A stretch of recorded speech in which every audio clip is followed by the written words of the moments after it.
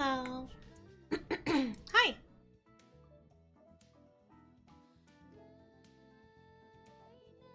Hi gamers. Hi gamers. Hi gamers. Hi Ducktile. Hi Spencer. Hey Vishan. Hey Kenny. Hey Zenos. Hey Frostbite. And hi. Still have Nana's pizza up here. Let me get rid of it. Hi.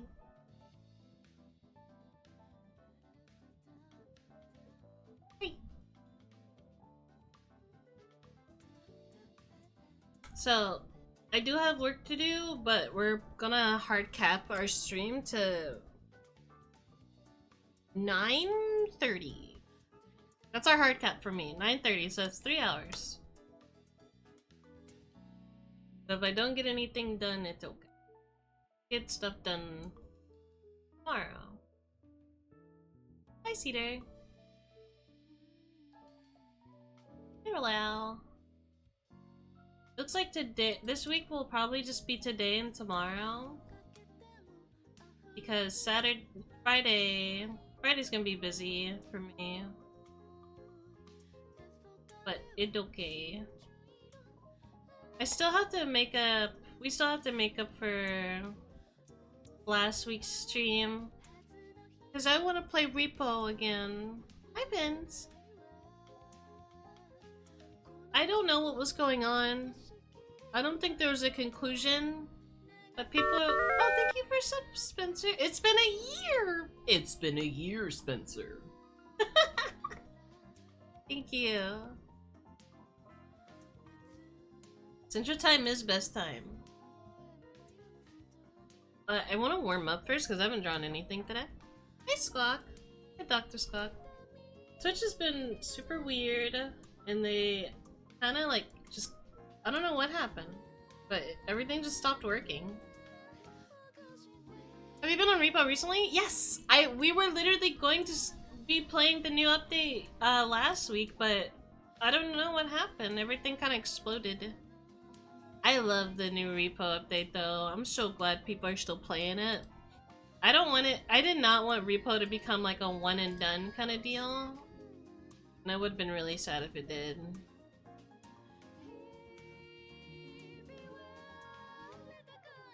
Usually that's what happens when a huge league tournament is being streamed. Oh, was it really Worlds causing the... I hope not. That's kind of stupid.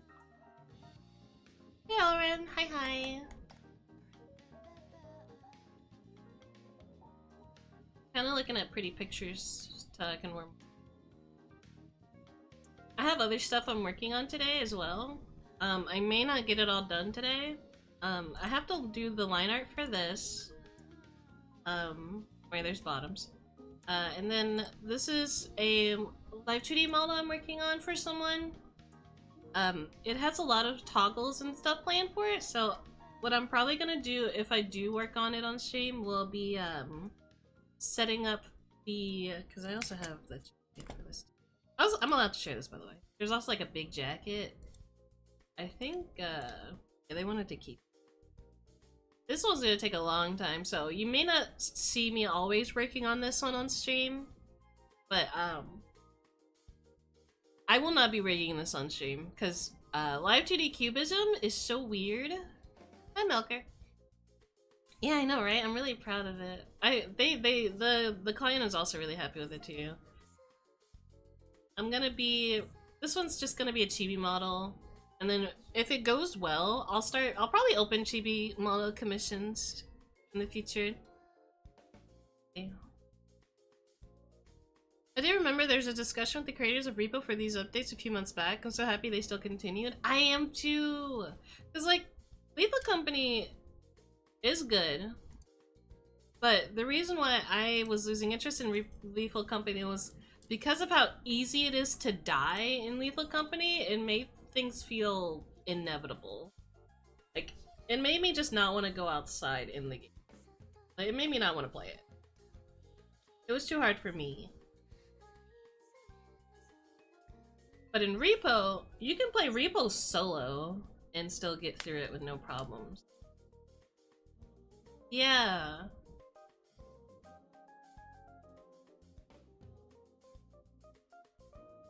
On top of the fact that, like, there's a designated place to put things in repo. Um, there's a designated place to put things in repo. Compared to Lethal Company, where you had to walk everything out of the building. But in repo, you just had to,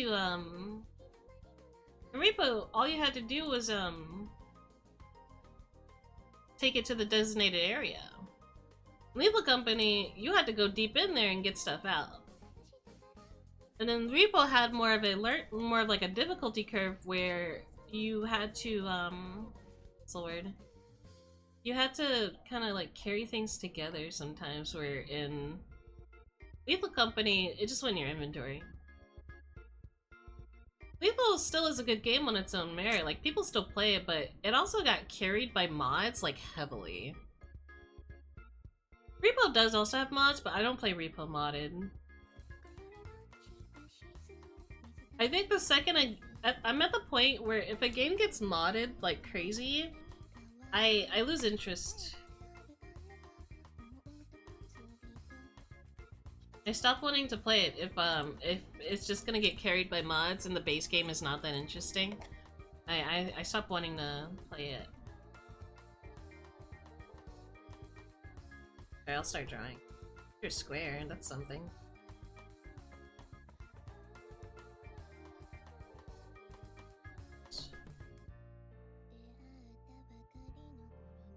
Oh my god, our hype chest! What's in our hype chest? Oh, that's cute. That's cute. Look at that. Look how cute that is. Cute emote.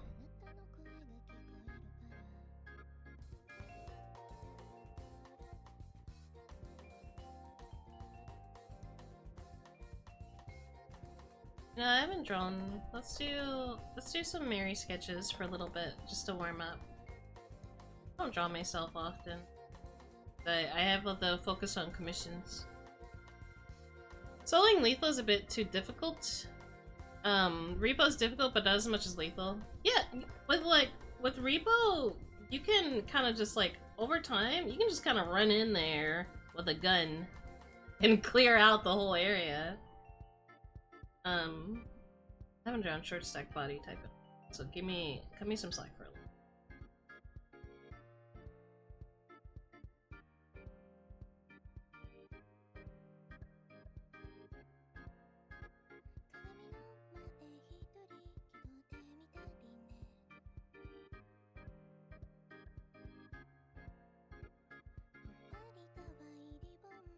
These tiny feets. These tiny feet. I think the first short stack I had ever drawn had to have been Poppy from League of Legends. I like Poppy.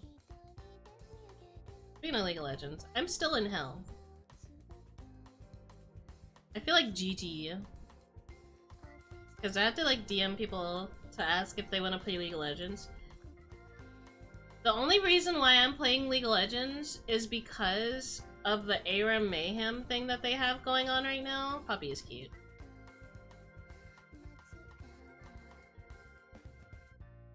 I like the ARAM Mayhem feels like a roguelike, but like PvP. That makes where like get all these cool upgrades and become stronger and sillier, and you can still build items off of it. But it is randomized. You get like randomized augments. Holy thighs.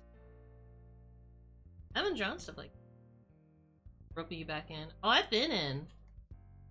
I've tilted and everything. I've tilted with my friends in League of Legends. It's very funny. There's Poppy, huh?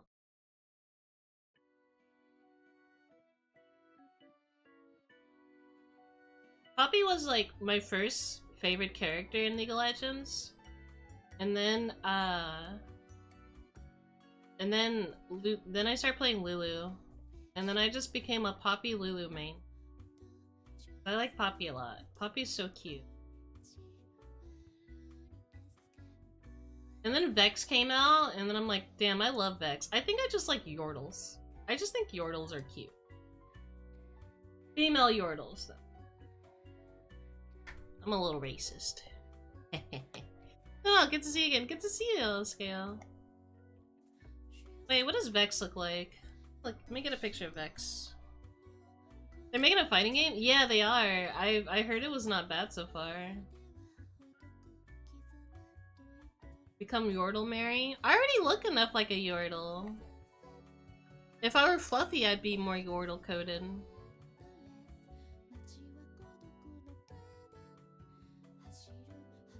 Okay, hold on.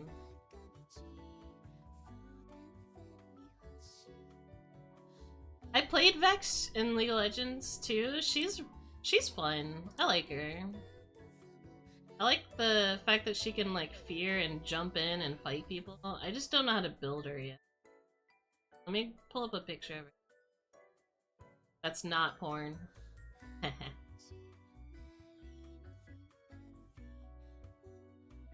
Because it's all porn from here. It's all porn from here. Love our short stacks. Like, can I copy and paste this image, please? There's so much porn of Vex. There really is. An image in new tab. Can I drag and drop this? Yeah, this is what she looks like. She's so pretty. She's a little emo Yordle with her big ass. Look at her big ol' ears. She looks like a cat. She's got like her shadow that like looms over hers. And then like a certain artist I like drew her and I'm like, damn. That's crazy. So what else has I played League? I tried to get into like 10 years or something. I suggest just playing A-Round, because that's all I do now. I don't think I'll ever stream League of Legends unless I'm invited. Yeah, we got a goth Yordle.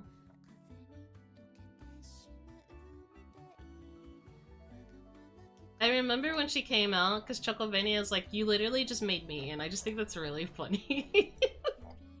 Because it is just a goth short stack. Hold on, let me scroll through and see if I can find art. Yippee! Yippee! She is imp-coded. A little bit.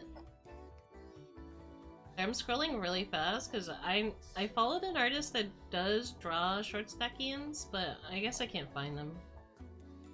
Sad. Hi, Gabby! Oh my god, it's a good artist who drew me all pretty. Thank you again for commissioning me. Hi, Ramen. Let's see if I can sketch her. Let me see if I can sketch Vex myself. She has like I want the image, please. Looks like that. It's literal goth Yordle. Hey, Ramen. Let me try drawing her face. I am gonna make her thick. Because that is just the artist. That is just what I am. Of course, we wanted to do it for a while. It's okay. I've lowered my prices, I think, to a good degree to where I'm affordable enough. It's just my turnover rate will kind of like... My turnover rate will plummet because of it, because I'll have so many people. So, it will take a little bit. Now, let me draw her body a little smaller. If I can...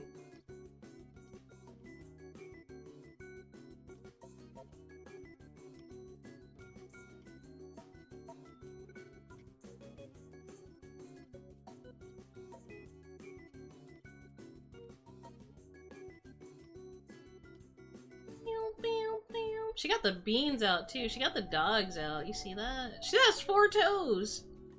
That's kind of funny.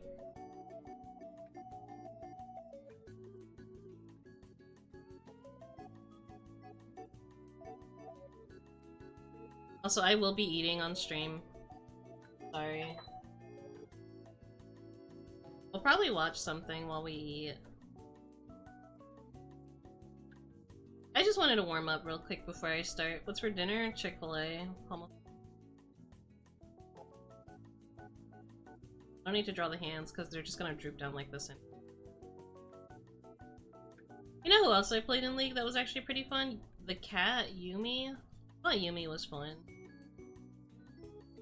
She's so silly.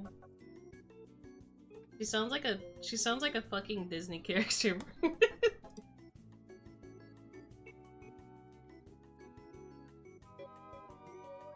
I like playing Yumi because you don't really have to do anything. You could just sit there and I would eat my dinner while playing as Yumi. Because all she does is like link to somebody else and she doesn't move.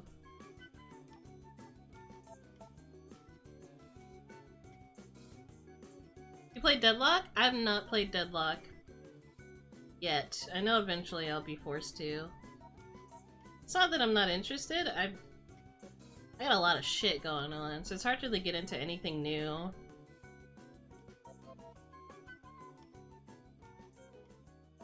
I've heard like mixed reviews on it. My friend and I used to play would always just jungle Teemo. I used to jungle Poppy back when I played seriously.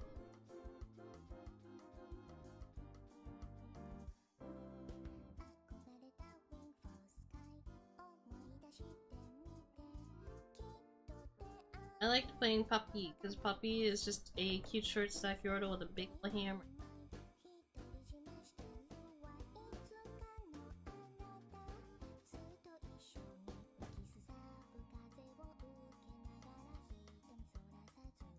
I put that.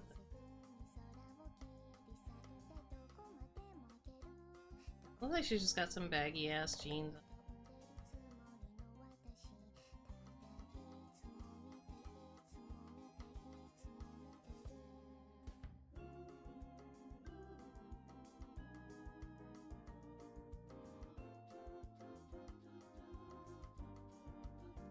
Did you see the Mr. Gay trailer? I have not. Do you guys want to watch it when my food gets here? You guys want to watch it right now? Fuck it, hold on. Full ADHD brain. Check out the close on my other tab. Watch it real quick. I've been wanting to watch it. Mario. Yeah, I didn't know either until like 30 people started complaining about it, and I'm like, damn, what happened?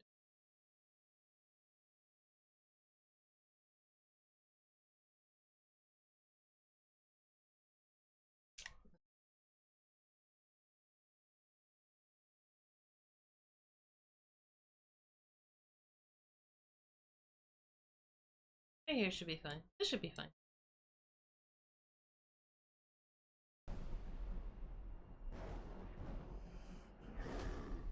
Just cuts to like that.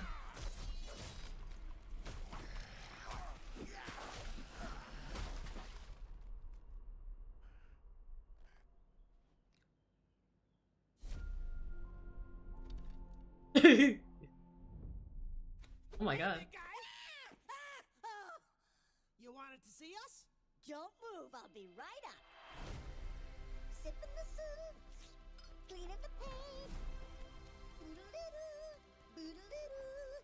And also trim the bonsai bush. Here we go. He's like living life right now. He's chilling. Hey, Luigi. What's up, Mario? Damn. I made a masterpiece for Princess Peach. What do you think? I fucks with it. Love the colors. It's trash. Fuck you. How dare you look at my masterpiece and say that? No, he deleted it. Get off your bones! That's how I feel. Wow. Sorry about that. That's the old Bowser talking. Still working through my demons, I suppose. Anyway, I need my 8 hours or else I really turn into a monster. Oh my god. April!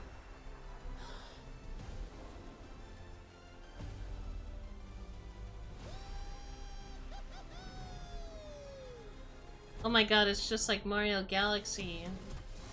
Oh my god, do you think it's gonna be Mario Galaxy?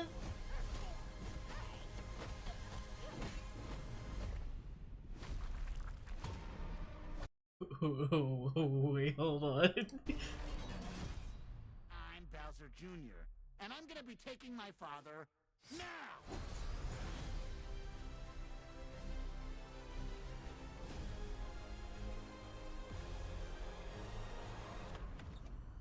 There she is! There she is! Look! Look! There she is! She's real! Penis hard, woman! There's... It is November. We gotta behave. We gotta behave, chat. It's November.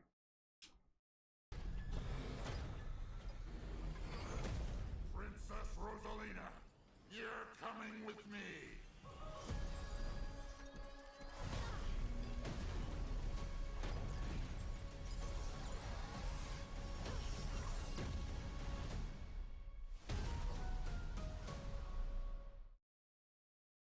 So, this is the part where... Behave, chat! Behave! I lost my Wisqua. No! No! Behave! Here, let's like look around a little bit. Just I need in peace. Yeah, Bowser. I like this though. I think it's cute. I think the whole like Bowser, he's not redeemed obviously. He's more just like, I like his little house. I would live in that. Not her ore farm. She was ore farming in the end. Holy shit. I've heard already so far that people are not happy with this trailer because they're like, oh, baby Bowser sounds horrible. I've heard baby Bowser sounds horrible. I heard people are mad that Mario wasn't really that visible in the trailer. People are saying that Mario's not gonna be that, like, that hardcore in the movie. I heard that it was just going to be the the Peach and Rosalina movie. Personally, I don't see what's wrong. I don't see a problem with that, honestly. Let's listen to his voice. I don't mind Peach being a big part of the movie. I like Peach. What's wrong with Peach being a big part of the movie? I guess at that point you should name it Super Peach Galaxy. No one's gonna buy it if it's called that. You like Bowser Jr.'s voice? Hold on.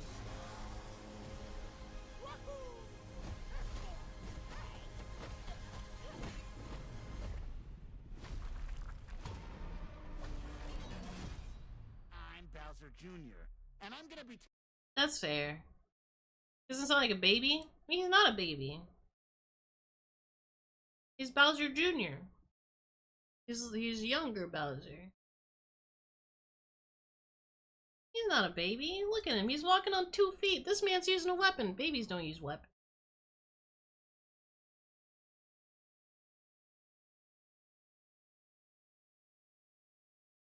He baby. There's another trailer. Bowser Jr. is canonically 13. Is he still baby? I mean, he can be baby at the... There's another trailer though? What, let's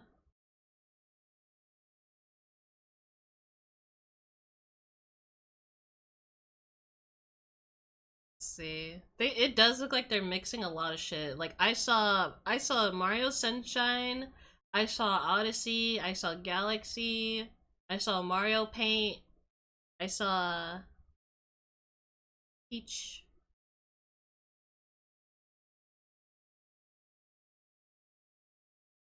Wait, he's fully potty trained? That's not a baby. I feel like, hold on.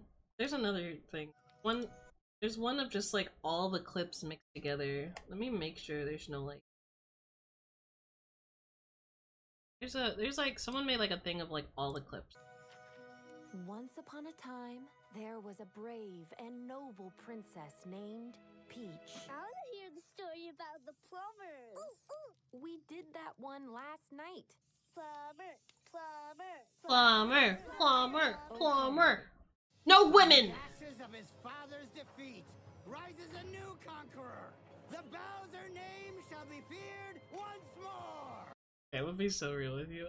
I don't hate it. I don't hate it. He sounds like a little piece of shit. I don't know. I guess they wanted him to be more high pitched. I think he sounds fine. His eyes do look creepy. Scrappy Doo? Yeah. Like, did you see the Yoshi design leak? I thought there was no Yoshi. He's just Scrappy Doo. I don't think it's that bad. Here, let me listen one more time. I like that he sounds prepubescent. I like that he sounds prepubescent at least. Hey, I have a question. A long time ago, you mentioned a song that you listened to that changed genres a lot as a meme. Started with a lady getting her back blown out. Are you talking about, oh, I know what you're talking about. Hold on. It does start with a woman getting her back blown out. Can't play that. It's called Girls of Porn from Mr. Bungle. Just look up Mr. Bungle, self-titled.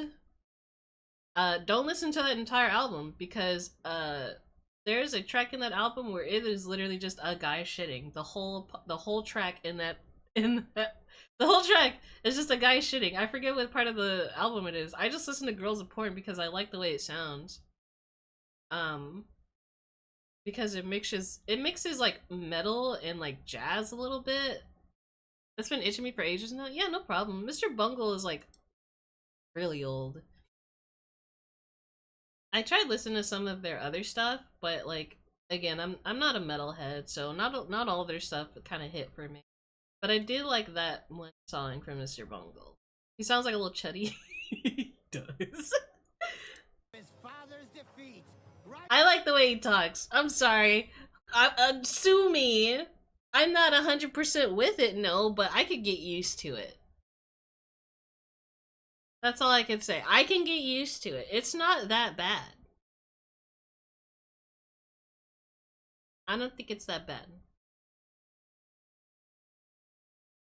I think Rose's voice was fine too. He sounds like Jack Black. He sounds like a baby Jack Black. This is a new conqueror. The Bowser name shall be feared once more. I think his eyes should also just be black. So he did not. I don't like that. I think his eyes should have just been black. Poop eyes, poop eyes.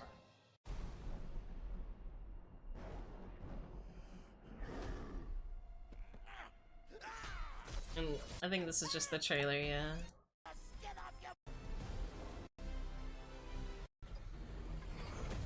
What the fuck is this? Is that Eggman?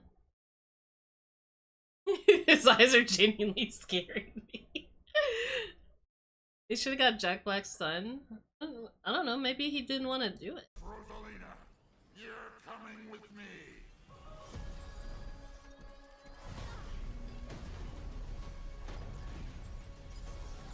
We got the ore farming.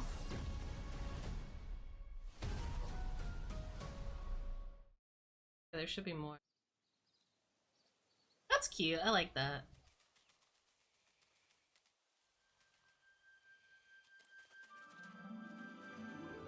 So isekai coded. Oh my god.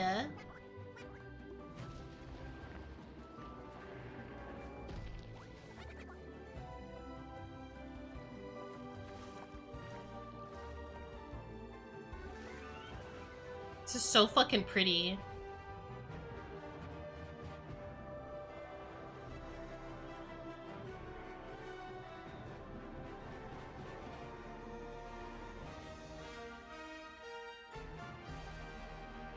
Oh, that was the teeth.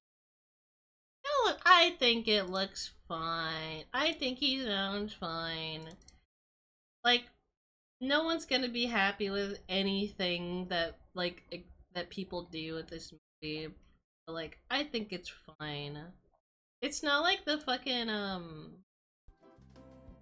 it's not like the Sonic movie where people crashed out over Sonic's initial design, because he really did just look like a guy. I wasn't a fan of that. And then they made him look better. It's just not something you can half-ass.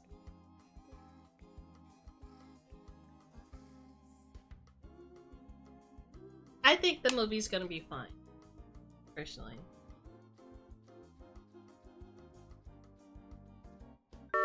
Hey, S-Rank! Doing some warm-ups. Thank you for the sub as well, Ice Rank. Doing some warm-ups right now, and then I'm gonna get started on commissions.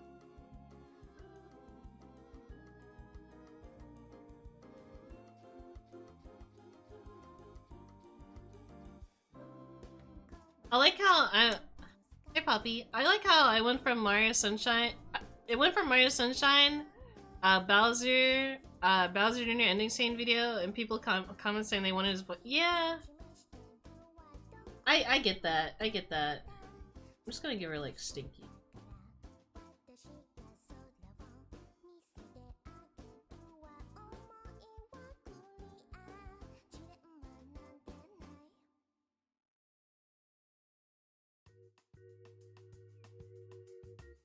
Pissy. Can't forget her big ol' ears.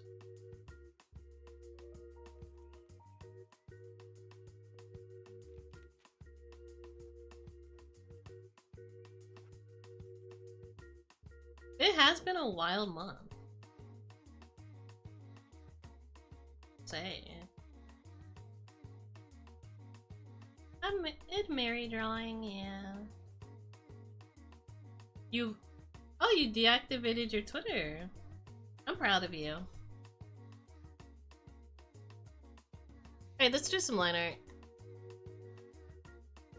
I think I will. Here, let me do one more sketch of her to see if I do like it. I'm gonna move this one inside. I will do line art soon, I promise. Promise. We should all do the same thing right now. You're so real. I would, but most of my money is made through Twitter. I don't have Twitter Blue or anything, but most of my commissioners come from Twitter. If I made more money on Blue Sky and had more like people wanting to commission me through Blue Sky, I would have switched to Blue Sky a long time ago.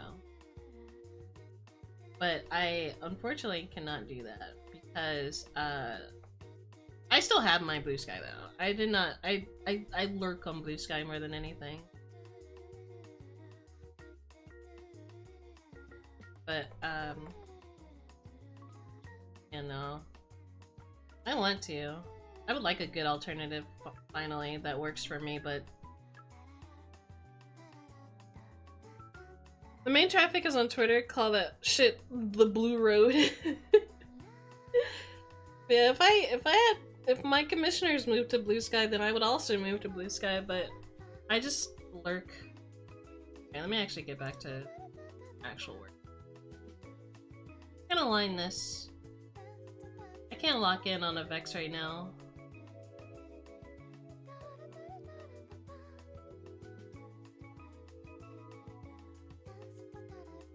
Safe work, it is. I do have some moods that are on Blue Sky that I like catching up with them, like keeping up with them. But just haven't had a reason to. I've tried. I have tried. No one fucks with me on Blue Sky.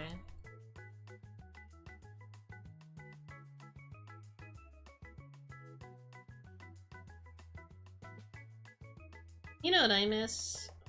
I miss when there were like designated websites for everything.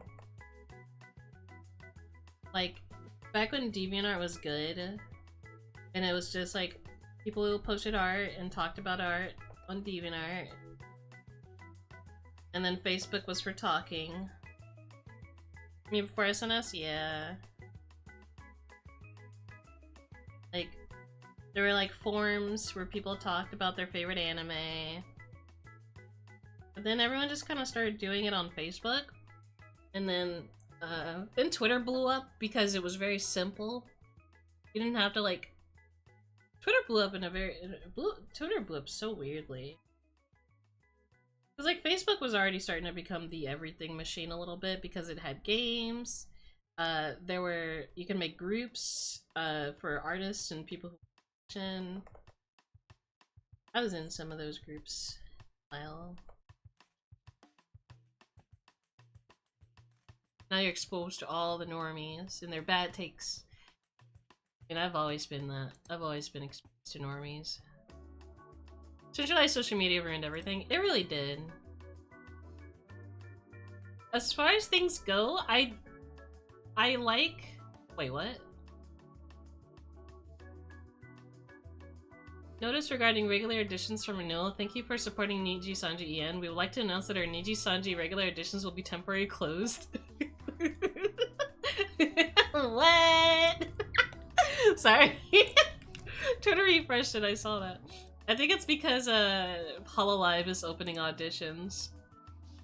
And they were just like, hey, we do that too sometimes.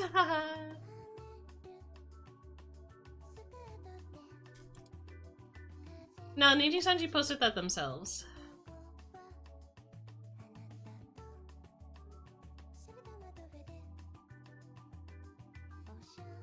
I just think it's funny. No, I don't think I want to apply to any company.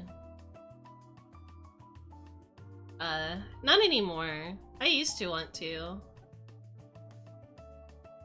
I used to want to be in the Hololive and Face Connect and all these big groups, but I think I'll just stay indie forever, unless I'm given a opportunity that I can't say no to. I will never switch.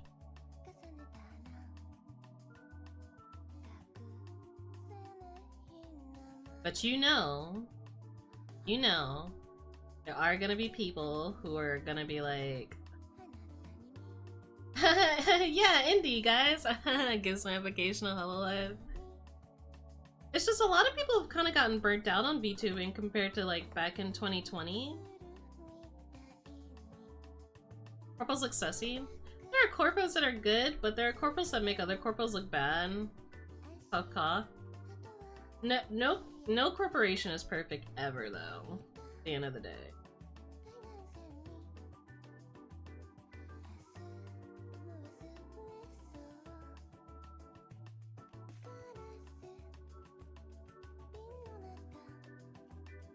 If you have the mental fortitude, the exposure is good. Oh yeah, I do not. I know for a fact that I don't.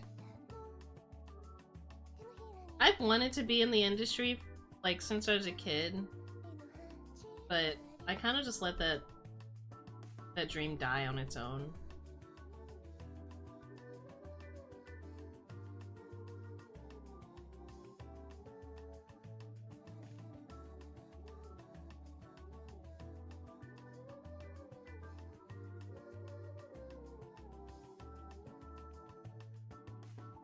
My heart goes out to the ones who do apply, though.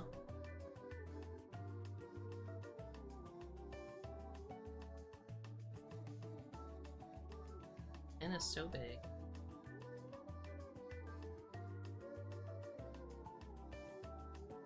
Should make your own company? I am my own company. I'm just not official. I'm a non-official company. Non-official company that is Mailway Squid. I stream and I draw and recruit me. I don't have money. If I had money, I would. You know what I would do though? If I was partnered? If I was a partnered streamer, I would really want to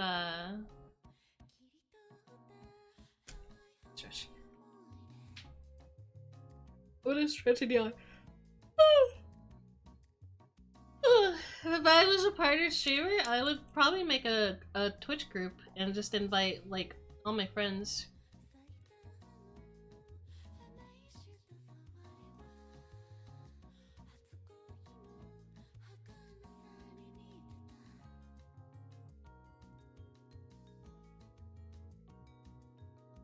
That's all I do. It'd be cool to like kinda do, I think what I would do is honestly just kinda, I would probably go the Vividly Vivi route. Hey Kadric. I would go the Vividly Vivi route and just kinda like join like groups that my friends are in. VTuber groups are also great. Yeah, I would just join a VTuber group if I really wanted to. but I'm not really that well known in the VTuber sphere to be invited to that. I'm known on and off by people, but I'm not really. I don't stick out.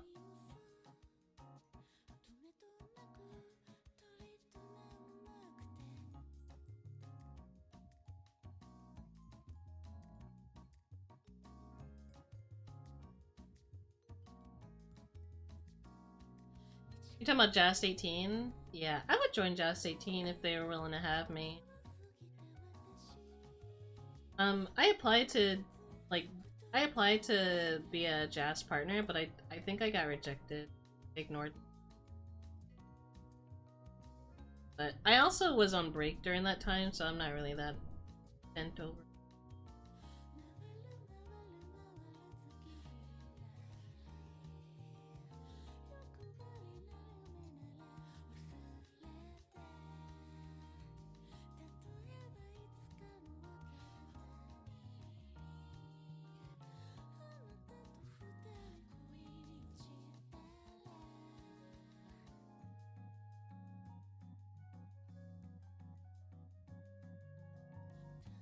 Weren't you part of VFur? I was.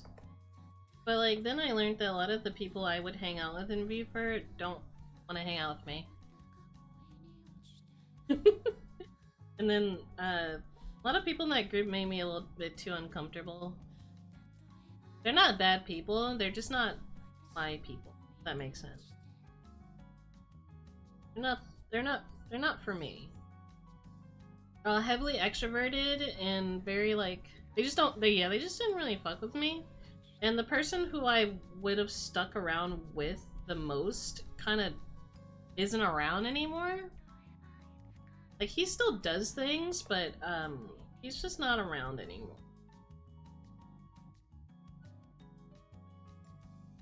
So I decided that I did not want to be a part of something like that, so I excused myself from the group. I don't know, none of them were very interested in being friends with me. I think two of them were, but like, I would miss their messages because time zone's different. And they took it personally. And I'm like, I'm sorry. What do you want me to do?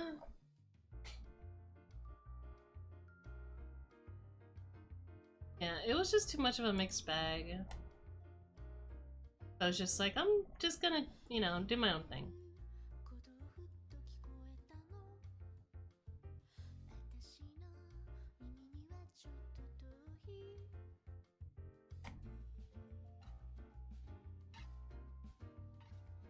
Yeah. It's not the group for me.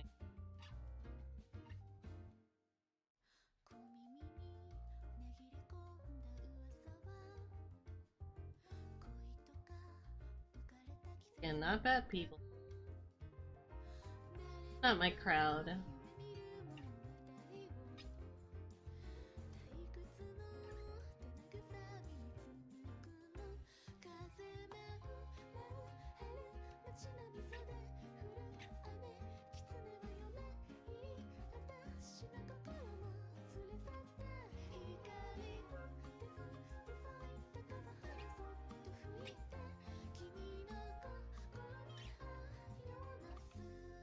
Yeah, I have people that are nice to me now. Not all bad.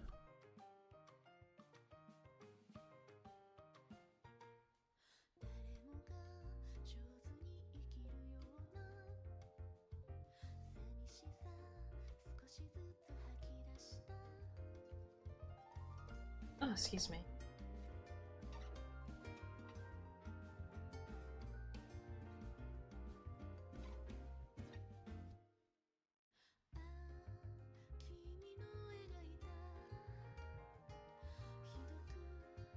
Maybe when I planned to join the art club and I wasn't fucked with in the group. Yeah. Well, like only two or three of them are artists. But they all had their own big projects they were working on.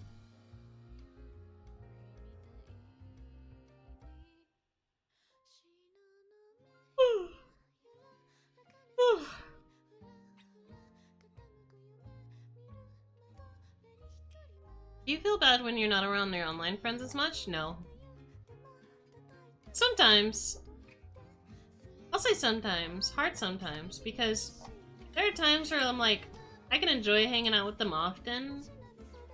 But then there are times where I need a break. And I disappear. And then, like, I disappear for too long. And I feel bad because I'm not around anymore. And then they'll make me feel bad unintentionally. And I will secretly excommunicate myself from the group.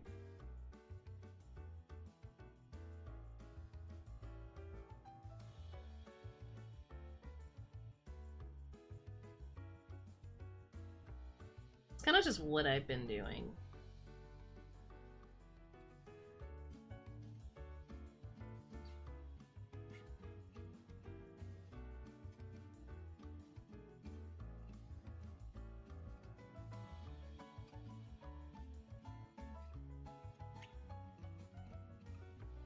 That's just...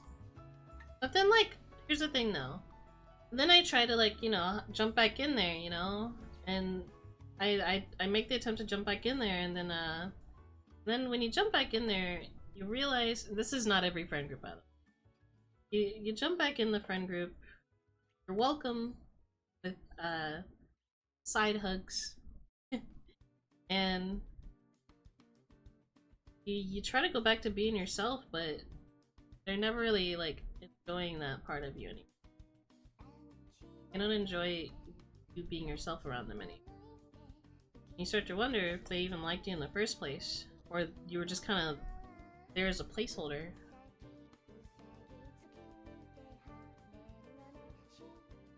So that's why I don't really stick around a lot of groups anymore.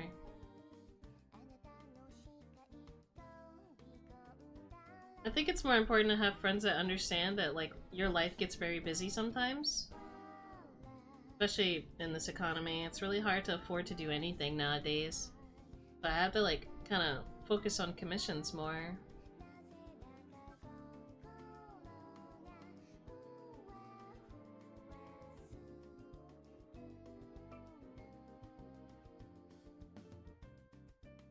What's up, Kinky?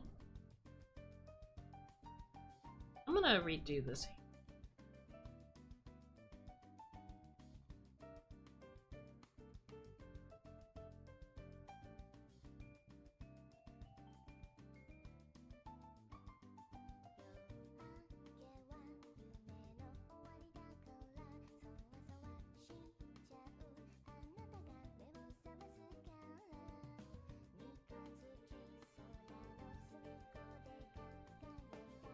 What I end up preferring, though, more is, when, I end up preferring more when, specific people from friend groups offer to hang out. That's fine.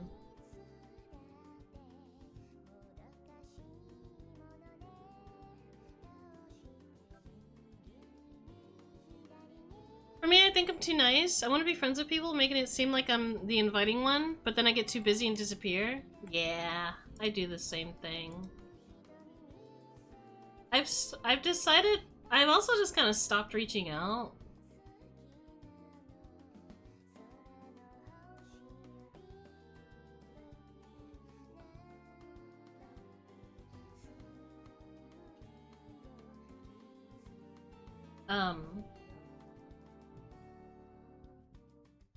I've stopped reaching out unless they are someone that has already, like, actively reached out to me.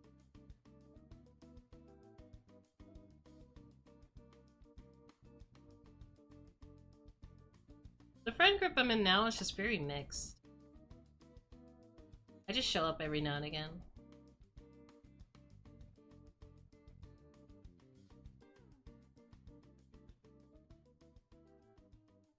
Yeah.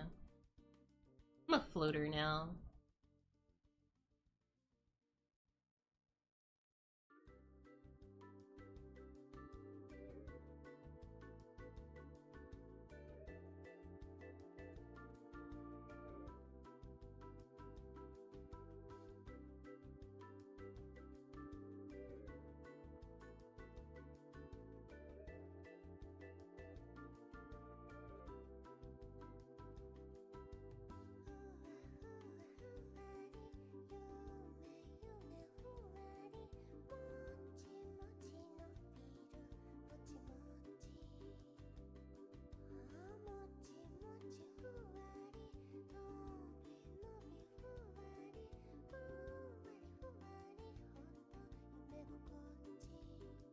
That looks better.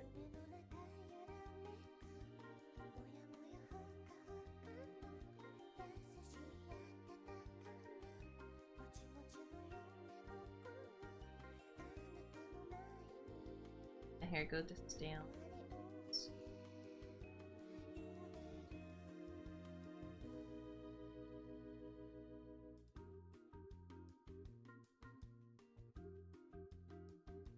That looks better. Ugh. It's just hard to really have a friend group that I can stick with permanently. Ugh, I don't hate any of them. I'm very sleepy because I haven't eaten yet, so I'm gonna be really sleepy until dinner comes. And we'll eat. We'll watch something while I eat. Smile. You know, I'm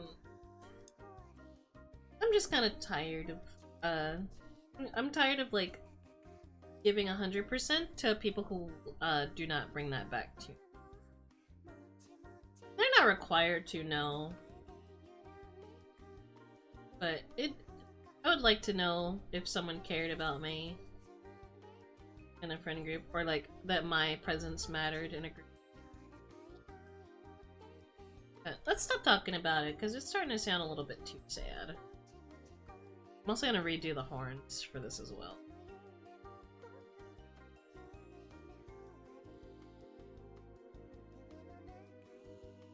I wish people was as epic bacon as I am, Sai.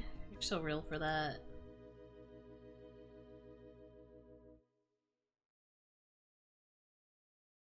Let's do the horns later. Horns are also very complicated, so I'll have to like kind of...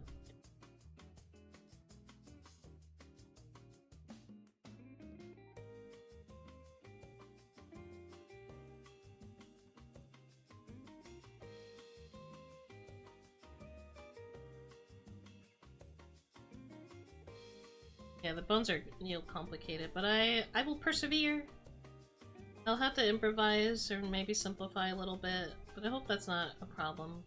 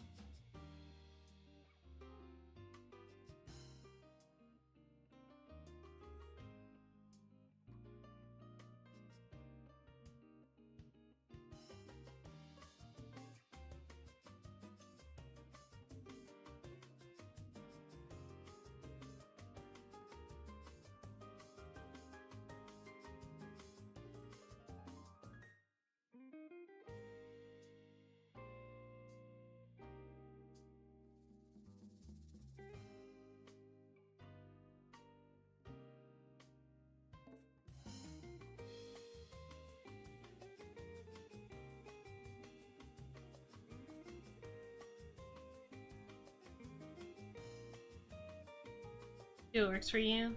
Yeah. I'll just do a little bit of simplification, but still like kind of keep the idea going. Kind of like fish bones. I think they are fish bones.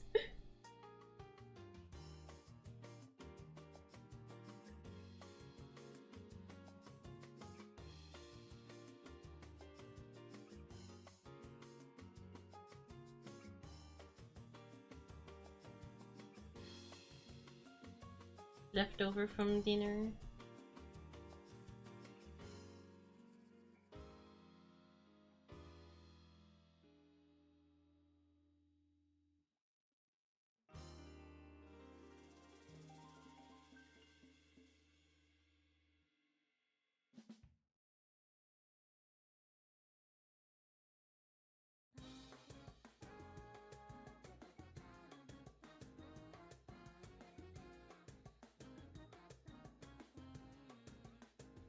You're so funny. You're so funny. Hey, were you trying to bait me into something?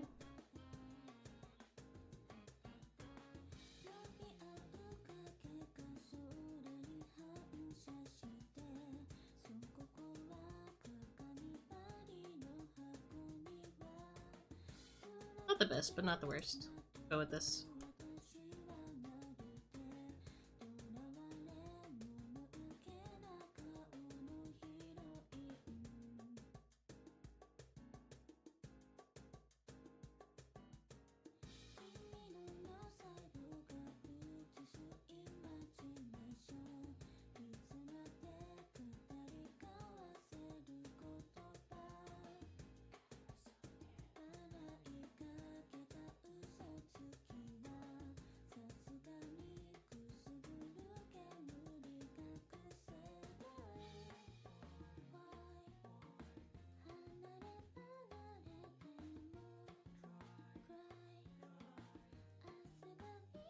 Excited for food. You have no idea.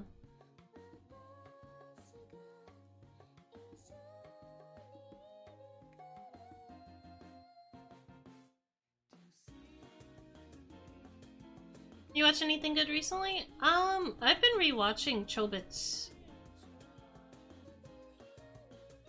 And then I finished, I was rewatching Chobits, and then I finished, the first season of My Happy Marriage because I wanted some good slop. I wanted some slop. And then I think that was it. I just rewatched Chobits. I can sense that food is here.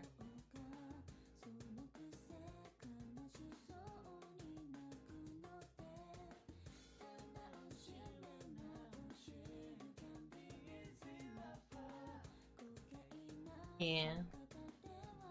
What she does is she shakes her head.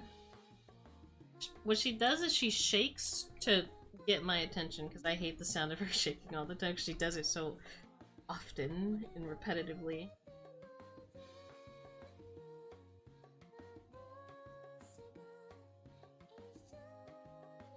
She'll do it like she'll do it at the worst times. I think that's the problem.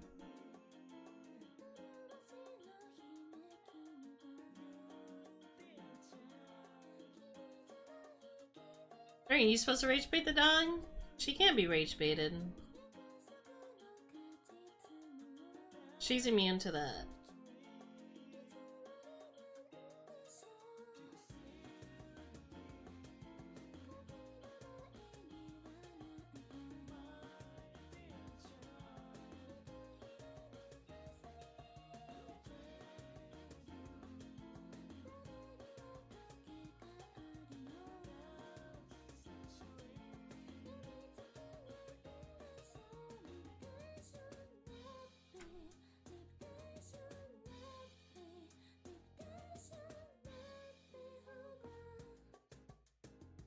I think food is here, so I will BRB to grab my food, and then we're probably just gonna watch something.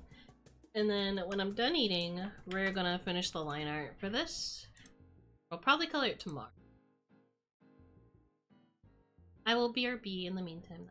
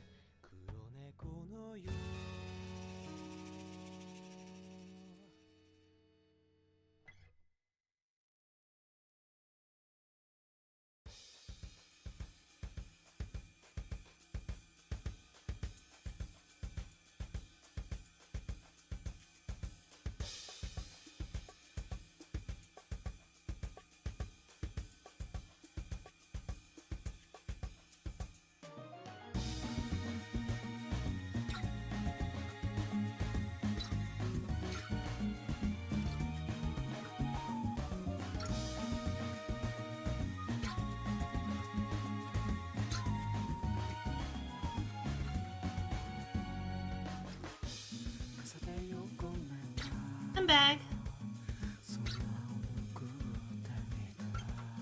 Hey, Rat.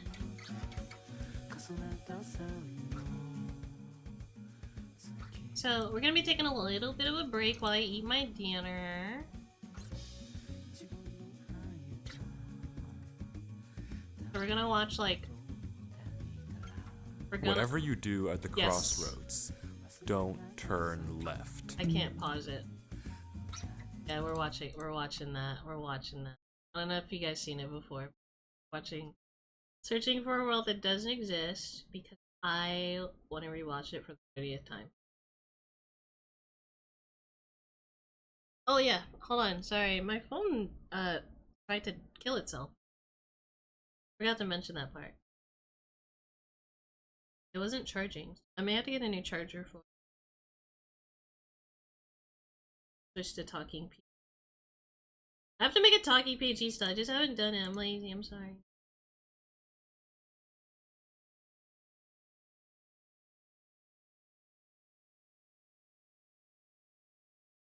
Great. We're gonna watch this. I think it's really. Let me get rid of my GoFundMe iPad thing. I want an iPad. I will be muted and eating, but I'll still be here.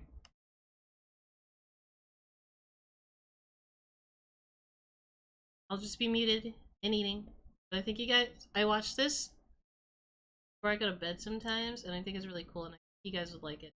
Let me also move this. It's just a lot of crunching. I'll unmute for funny stuff. Okay. Whatever you do at the crossroads, don't turn left. This is the first line in a book that Avery claims he did not write. 2 weeks ago, a YouTube channel called Avery the Mayo uploaded a YouTube video titled Weird Book I Did Not Write, where he shows us a mine that supposedly he never built. Inside the mine is a chest that Avery did not place, and inside the chest is a book that Avery did not write. Inside the book is a very strange message. Whatever you do at the crossroads, don't turn left. Don't be fooled, it's listening.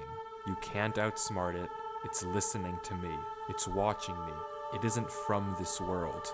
At the crossroads, don't turn left. At the crossroads, don't turn left. At the crossroads, don't turn left. At the crossroads, don't turn left. Over and over, followed by a sequence of numbers. And that's it. It seems impossible that a whole mine just appears in your world without your knowledge, but Avery explains in the description of the video that the laptop he's playing on is from a storage locker. It already had Minecraft installed, and this world already existed, but when Avery first loaded it up, it was just a normal world. He only now discovered this mine a few hundred blocks from his house. So, in that case, what is this book? The contents are strange, and it's not evident what they refer to. If anything, they just sound like some crazy rambling. But the numbers at the end are clearly some sort of code, so maybe we can solve it and figure out what this book is talking about. Except we can't. The numbers go higher than 26, so it's not any alphabetical code. There are 4 sections, not 3, so it isn't coordinates. And in fact, there's not a single cipher that comes up as a good match for this code. If it is a code, it's unlike any code I've ever seen, and I wasn't able to decipher it. So, is that it? A strange one-off YouTube video and a dead end? Not quite, because for 2 frames at the very end of the video, Avery's inventory flashes a random pattern of blocks, and this time there is a code, because taking the first letter of the name of every block and capitalizing it if there is more than one, you get a string that perfectly matches the length of a Google Drive link, that when you enter takes you to a folder. And this is where the true mystery begins. The mystery of a Minecraft world that doesn't exist. Opening the video named Footage 1, we can see a player in the exact same spot Avery was in the last video, except now he has way more items than he had last time. Presumably this is from his house, and he's come to use this mine in survival as part of this world. The book is now gone from the chest, but it could be that Avery just burned it because it freaked him out, or it's just this book in his inventory. Regardless, Avery lines up with the other strip mine and begins to start a new one into the wall, but when he does, he finds this.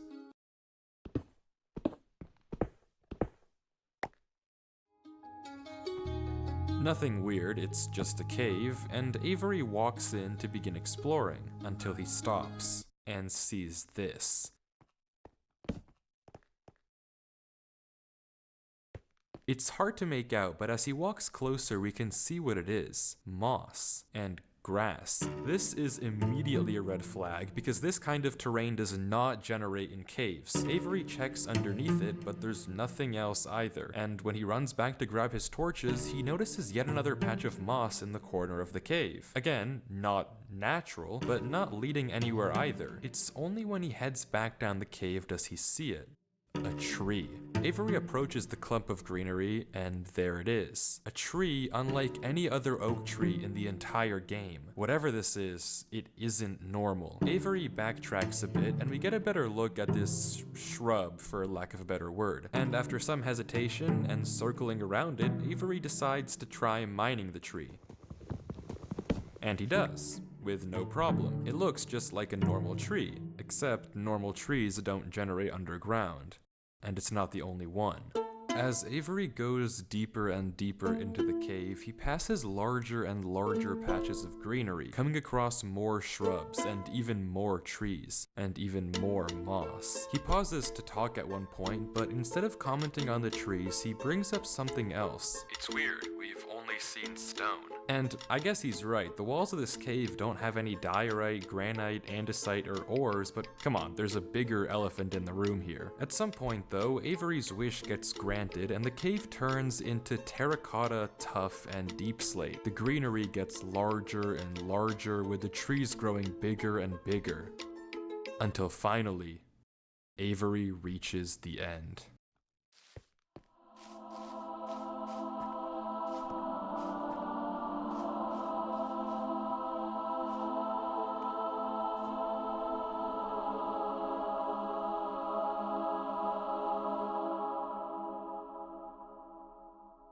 Avery stops for several long seconds, just taking everything in. The room is a giant cave of green, with strange, unnaturally large trees forming a staircase on the back wall. The floor is covered in a massive field of moss, scattered with the strange trees we saw earlier. Avery slowly heads down the cavern wall, being careful not to take too much. I just love, you don't see it. He doesn't mention it, at least I don't think so, but I love that he just like types damn.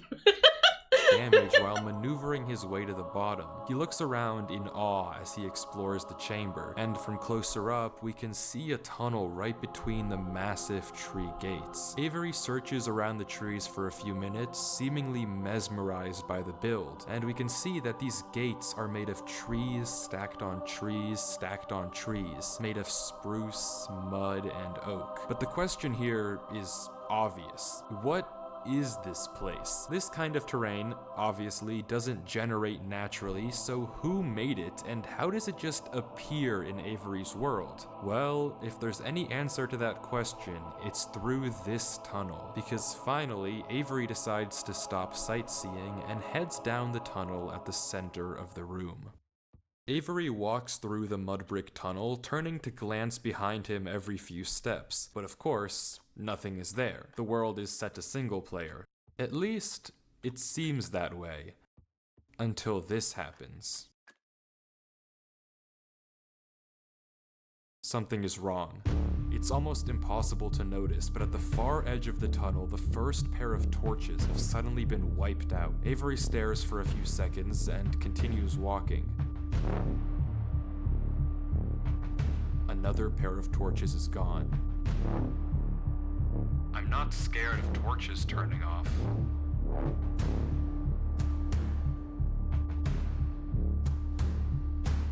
And then another. I don't know what kind of practical joke this is, but I already heard you in the...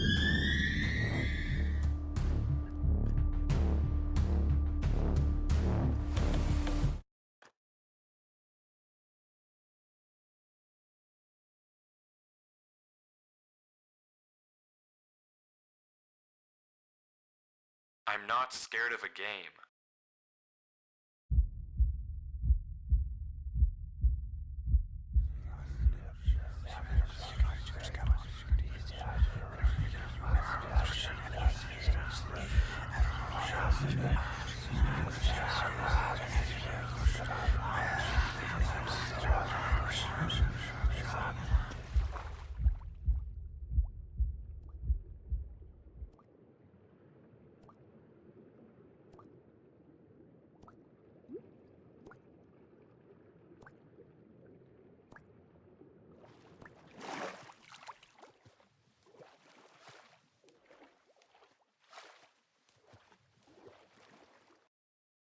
I don't know why I just jumped down. I wasn't scared, but I felt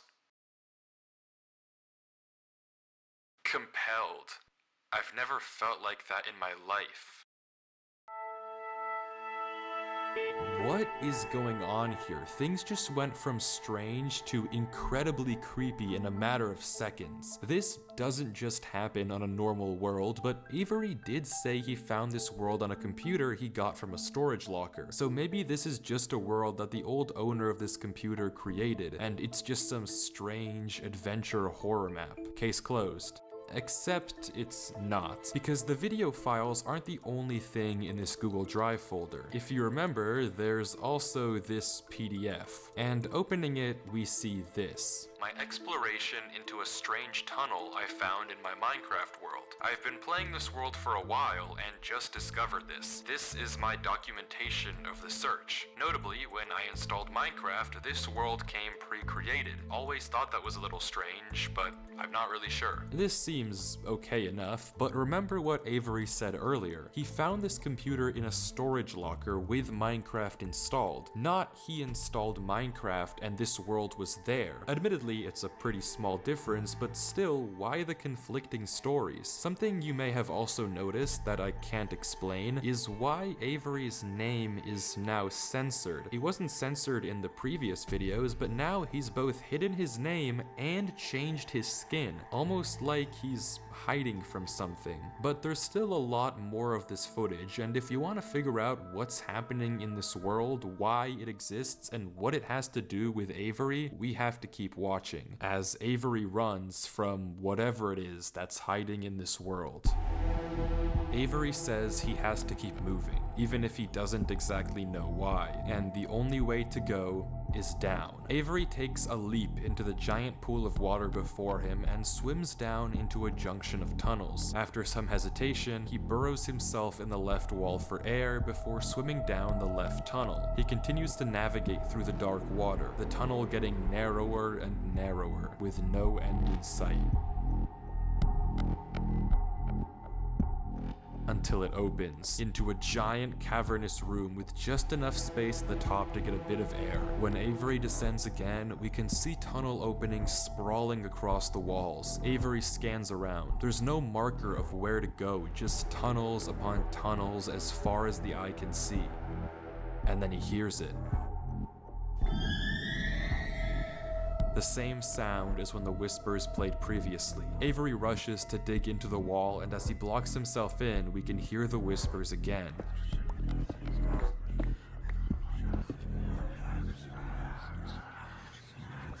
Quieter, but still there, as if they're passing by him.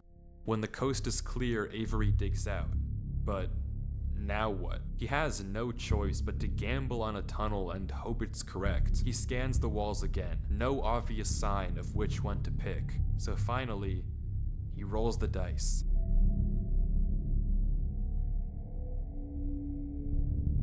The tunnel leads to another junction, and again, after a slight hesitation, Avery goes left.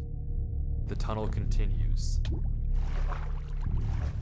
getting narrower and narrower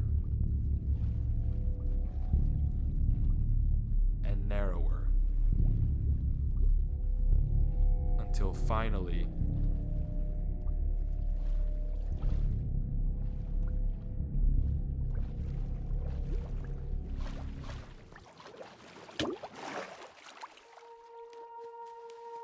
he finds himself in the oasis. Hey, hi, Foxy. Still Avery eating, looks sorry. around the room, strangely, almost peaceful. He's in the middle of a square pond, flanked on all sides by the same uncanny trees. He stares off at the water for a second before towering up and getting a good look around. Nothing but trees as far as the eye can see. For a moment, he pauses.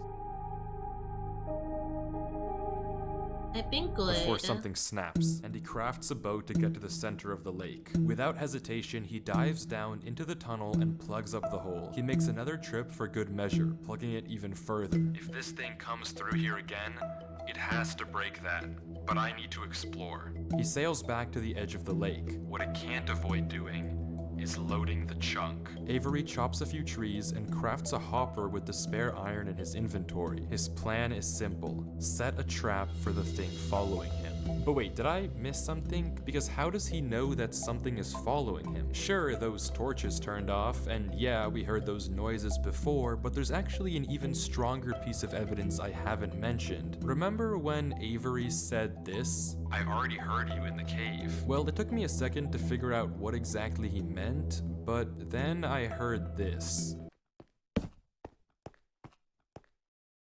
It's almost impossible to make out, but on a few separate instances while Avery was walking in that original cave, he would randomly pause for a second or two, and now we know why.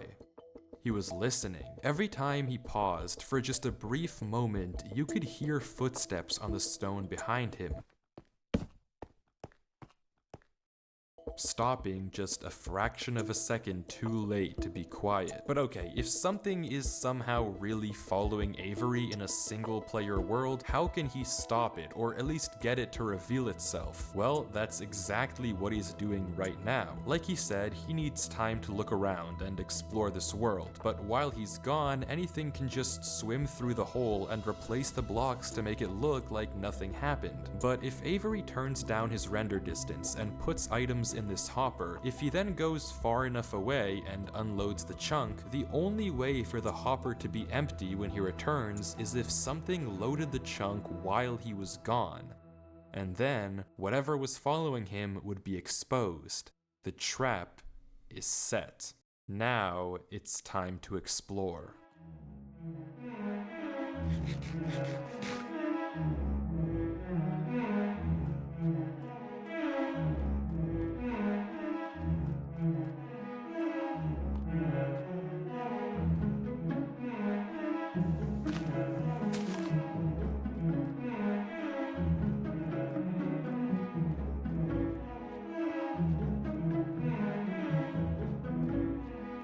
Avery walks through the trees, Find my avoiding the lake pages. so as to not load the chunk. Every inch of this place looks exactly the same. The same gray floor, the same strange trees. Everywhere he looks, there's nothing.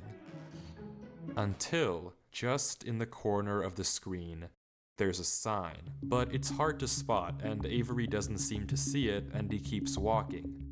Then he pauses. Interesting. That's the third sign we've seen so far. What? Where? Third sign? I've only seen this one. But it turns out he's right. Going back and re-watching the footage, just barely hidden in the corners of the screen are two other signs Avery crossed earlier in the recording, though he gave no indication at the time that he noticed them. Avery goes back to all three signs. All of them are blank, so I don't know what to make of it, but Avery seems to be satisfied and he explains why. These signs all seem to point to one place. Both of these angled ones point in the same direction. And he's right. If you line up a coordinate grid with the location and rotation of the signs, you get this. So he's right, all of them point a certain way, and if you trace out their intersection, it hits one specific point. He also pulls off this brilliant move, which you rarely see from these protagonists, by turning the difficulty to peaceful because he ran out of food. Absolutely genius. That's fair. But with that said, he returns to the lake to check on his contraption. And nothing showed up. Items are still flowing out of the hopper, which would be impossible if anything had loaded the chunk. Avery tells us exactly this. Nothing came through. Not to mention, the blocks are still in the same position Avery placed them to plug the hole. Now that he's shaken off whatever was following him, Avery sails back, presumably to find the intersection points of the signs. But before he does that, he opens up chat and says this. Something is here. What? How?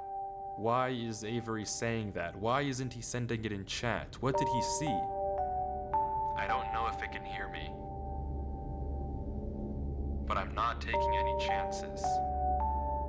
The grass block. When Avery left the chunk, he didn't just set one trap for the entity, he set two. Without mentioning anything to us, he placed a grass block next to a block of dirt. In Minecraft, grass can't spread if the chunk isn't loaded. The only way that this block is now grass is if something other than Avery loaded this chunk.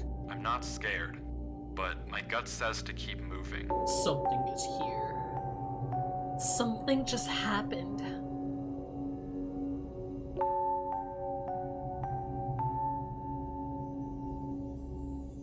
Maybe I am scared. Same. See it.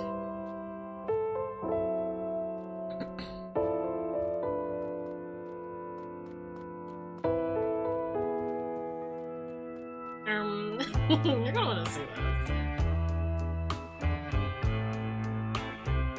The other sign was pointed head on. I failed you so many times. I committed so many crimes.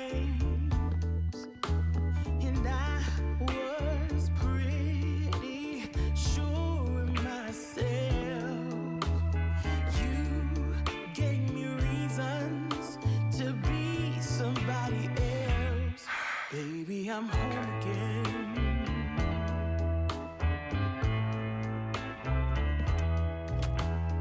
Oh! I thought that I could run away. Avery walks through a tunnel. A tunnel which quickly turns into a maze. More to say, And slowly but surely, dead end after dead end, Avery navigates through it. to be somebody else. It's alright. Baby, here I am. I was lost. Now I'm found again. It's alright. Baby, here I am. It's alright.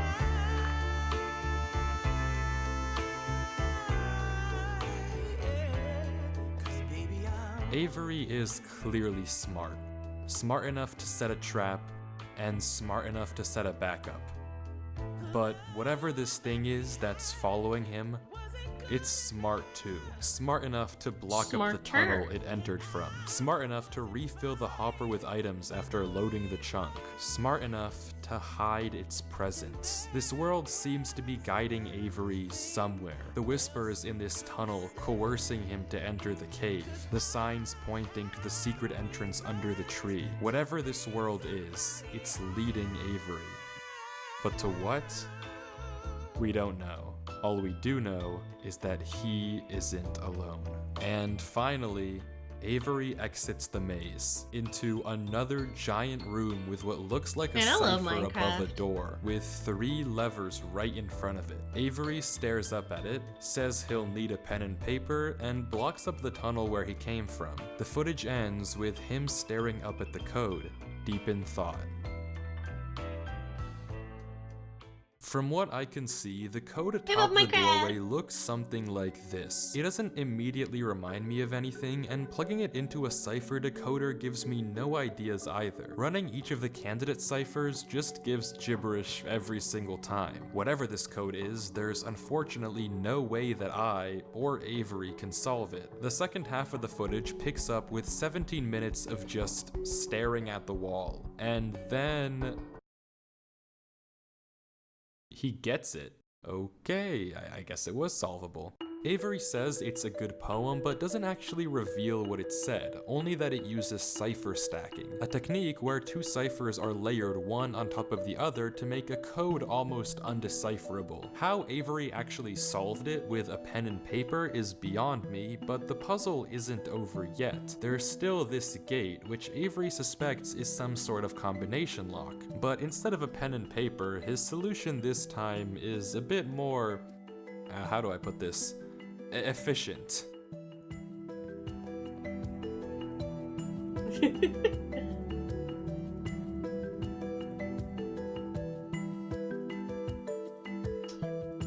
Pretty good poem, but unfortunately for you, I have an iron pickaxe. And with that, wait. Who's Durlord 3? For the first time in this footage, Avery's sensor bar lingers for just a second too short, and we get a glimpse of the name. This isn't Avery's name. This isn't Avery's skin. Maybe the reason that we got 2 different stories about where this world came from is because the player we've been watching this entire time isn't Avery at all. But if that's the case, then who is this? The world at the beginning is clearly the same one that Avery was playing on. So what's going on here? If it is Avery on an alt account, why the conflicting stories in the description and the document? And if it's not Avery, then who is this other person, and why are they claiming that this is their world they found? I genuinely just don't know, but the only way to find out is to keep watching, as Durlord walks through the tunnel after the puzzle and finds himself in the village.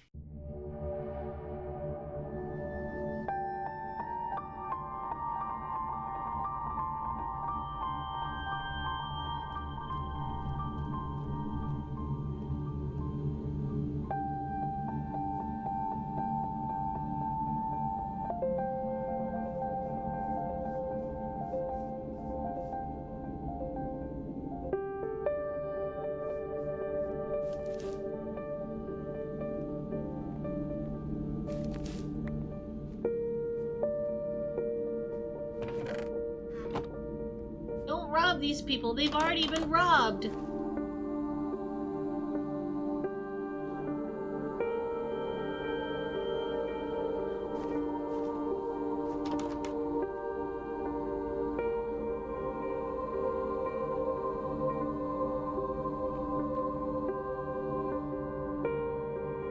Rob them of their temper goodness.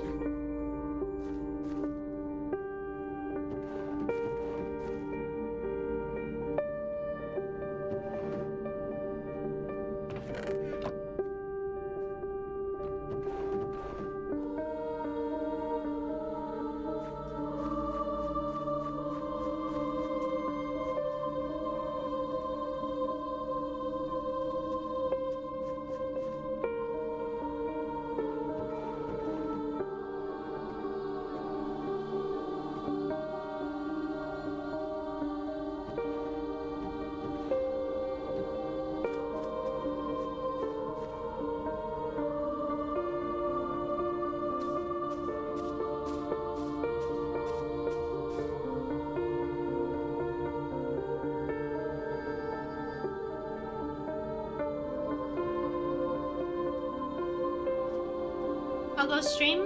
We're taking a break, but it goes well. I'm eating waffle fries. Waffle fries are big. A little too salty though.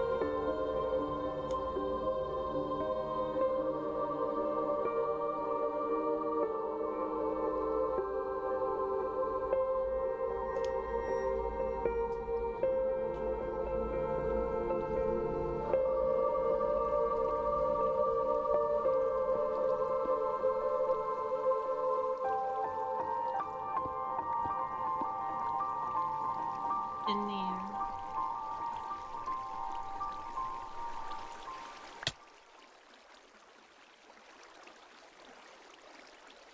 Nathan. It's empty.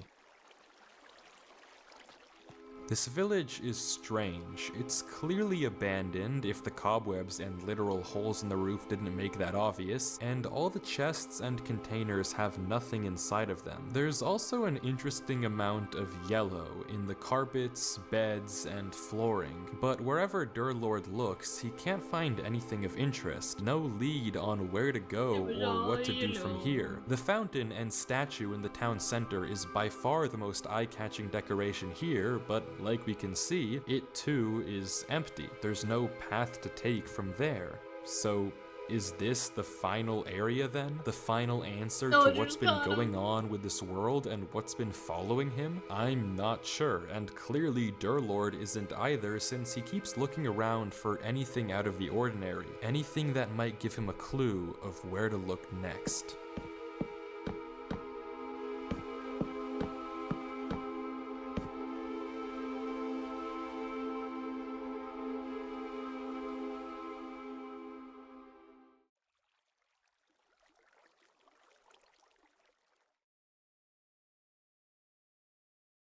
Yes.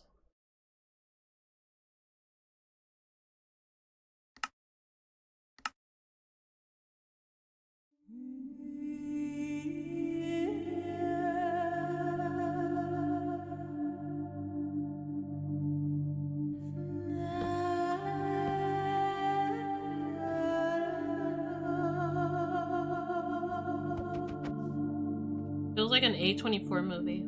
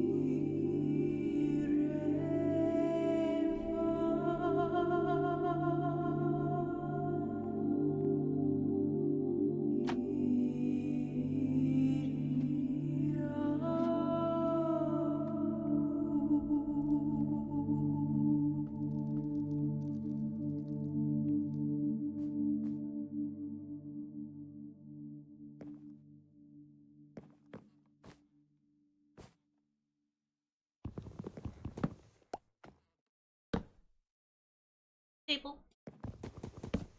Oh!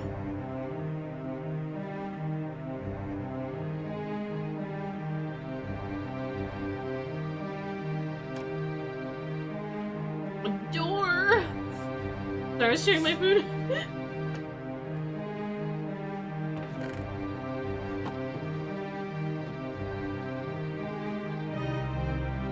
Secret tunnel.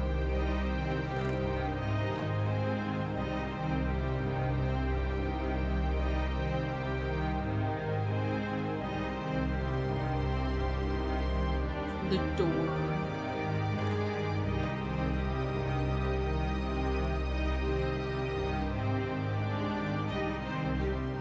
I hate it here. These idiots are insufferable. They think that devotion will save them. Rest assured, it will not. Not that it will do them any good to believe that anyway. The ones who realized it pretend they didn't. But it doesn't help that there are some of them who truly believe they'll be saved. The king is coming, Maya. If anything, I wager that their king is already here. It's watching me write this. I don't particularly care. I just want this to be done with. The sooner I can leave, the better. He's arrived. I don't know why anyone is surprised to find that out. This is exactly what they were hoping for. I'm going. I'm leaving this here in the rare case someone finds it. If you have found this, I implore you, turn back, disconnect, forget about this world. It's not for you. If you've come here, you must be curious. I know you must want to continue onwards. So I know that this is a heavy ask. Yes, Nekoyoru? Alert, alert, the Mary Plap Chamber has entered the lobby, loading energy. Plappity Plap systems ready, controller in paw, headset on tight. She's here to conquer the night. Grab your snacks, power up the hype. It's time to game, laugh, and plap all night. Welcome to the stream, Mary Plap Online. Oh shit, I've read all of it. Welcome to my stream, Mary Plap Online.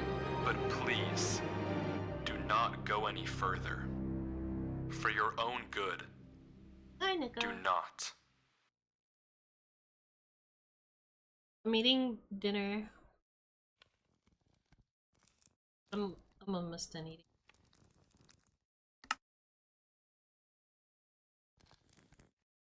What noise?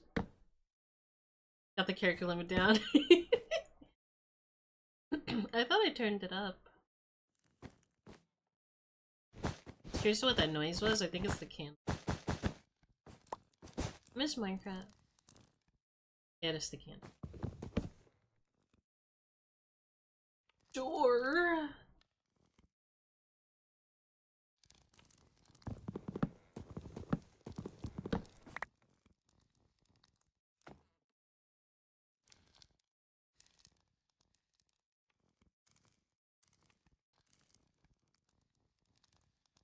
Hopefully food wakes me up. Doors.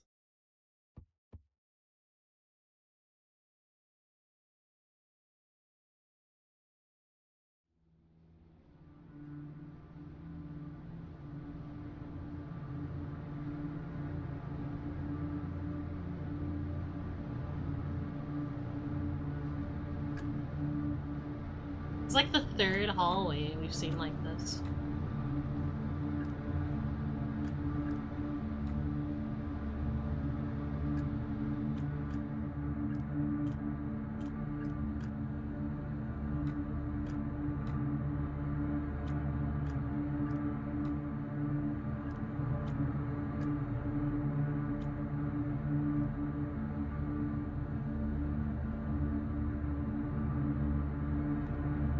He's going left!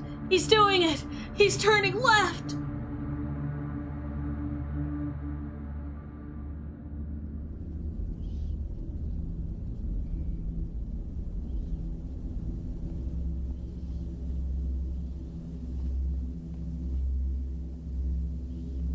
No, don't go, Mr. Minecraft!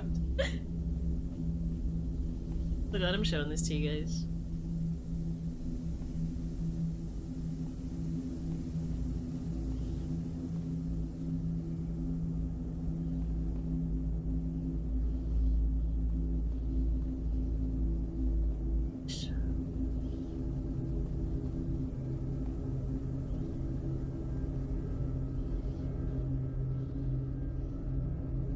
Dear Lord Chewbacca!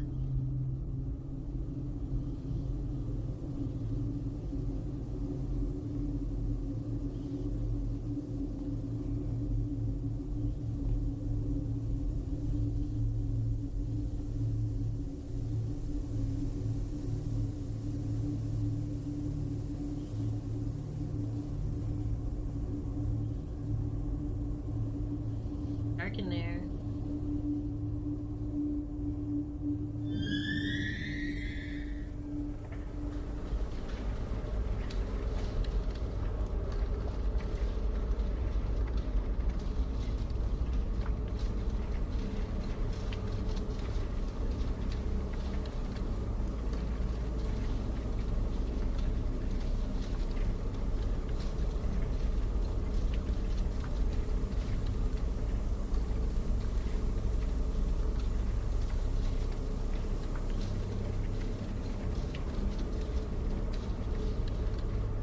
Oh, seriously? Oh yeah, I love all of this guy's videos. They all tell interesting stories.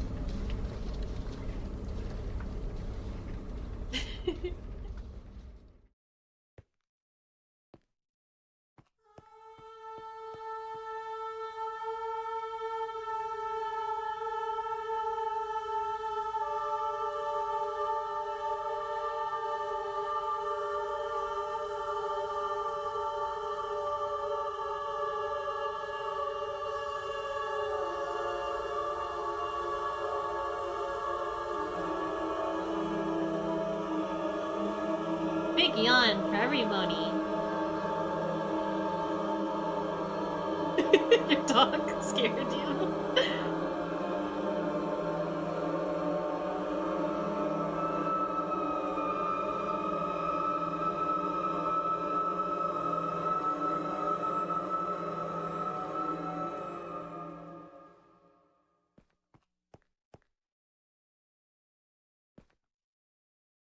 Hmm.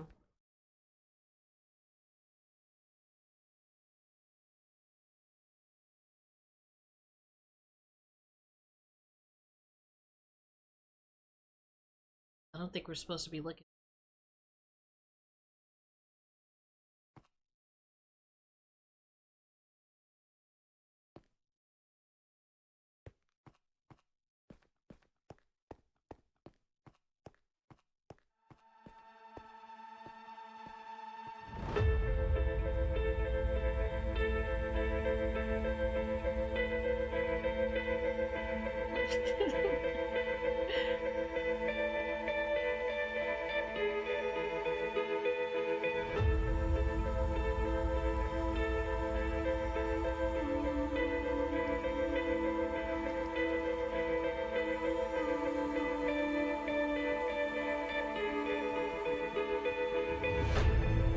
There's no escaping. Whoa.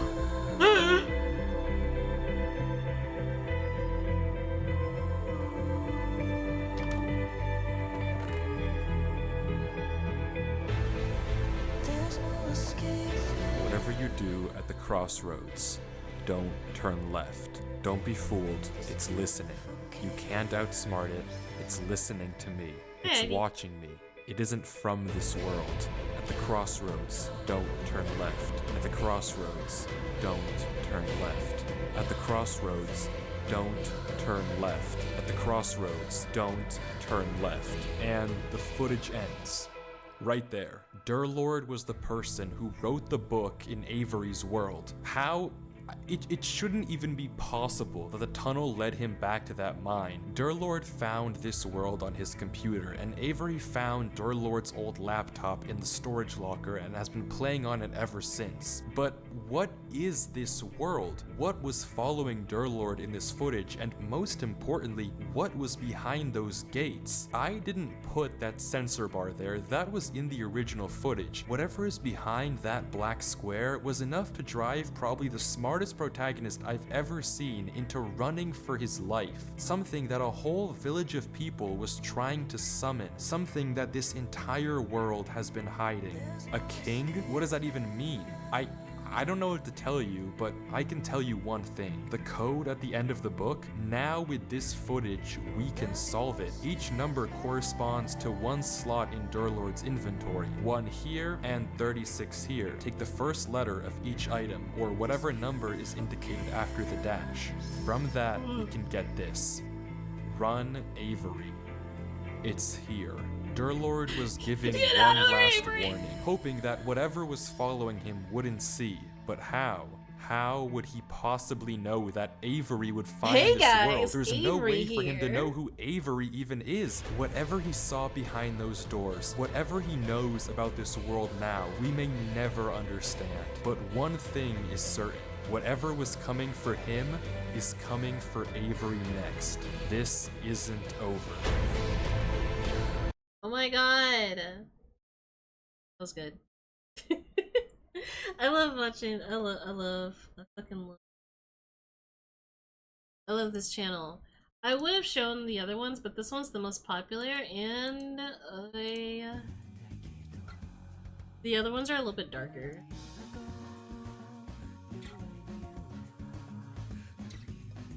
Yeah, there's like a bunch of videos from this person that tells a lot of interesting Minecraft stories.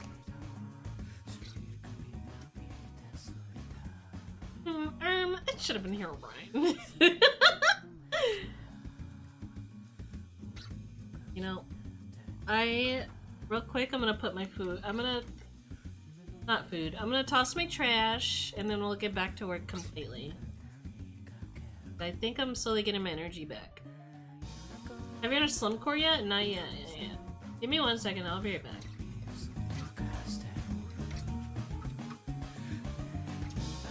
Boop.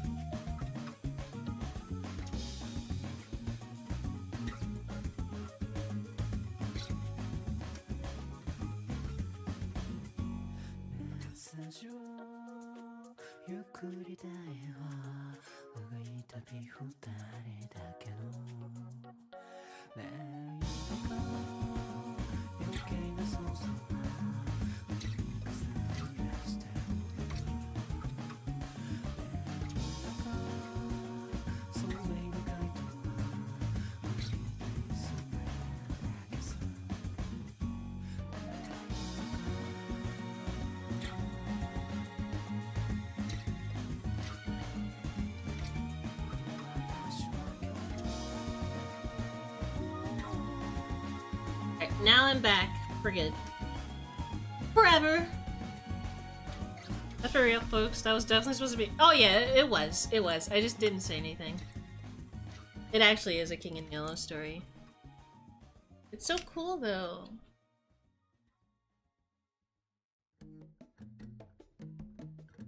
Ugh. Okay. I was originally fixing the fishbone horns. I'm gonna add a little bit more detail to this one. I think ever since Minecraft Parkour Civilization, ever since that blew up, I've been like a lot more into stories like that on Minecraft, just Minecraft stories in general. Minecraft can be more than just like a game. You can use it to do a lot of cool things. You can map out your room. You can plan for like a building. Hey, Shimishir. I thought I was tweaking, then it started lining up with what I knew about the story. Yeah. I didn't want to spoil it yet. Okay, these are decent.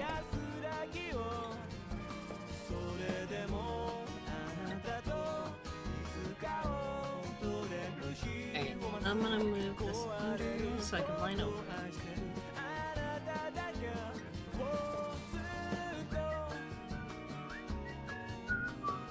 I'm going to a con this week, and apparently the Backstreet Boys are gonna be there? What con are you going to have the Backstreet Boys show up? DesignerCon. What's DesignerCon?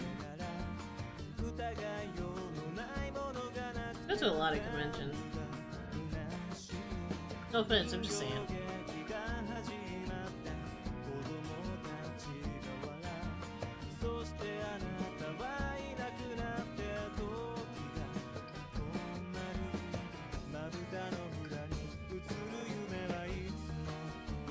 The toy does. Oh, you should get a photo with the Backstreet Boys.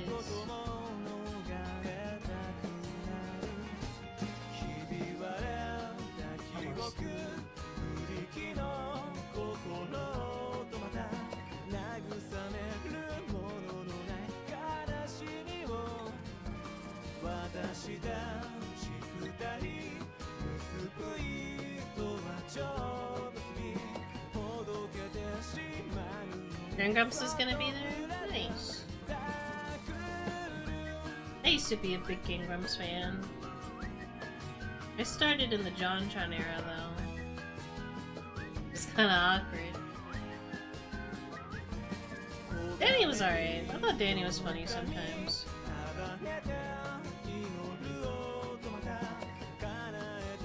I didn't want Danny. I didn't hate Danny or anything either. I was just kind of like, oh, this is weird. It just took some getting used to. But I still like King Grumps for what it was. Yeah, I did start in the JonTron era. And I grew to like Danny over time. But at the same time, I kind of was losing interest. I sold Aaron some Pokemon cards.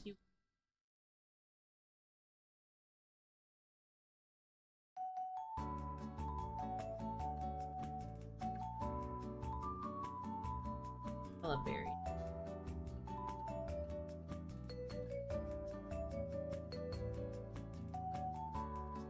I'm hoping next year, I'm hoping to sell at Offkai next year. Hoping at least. If I don't sell, I'll just go. But I want to sell.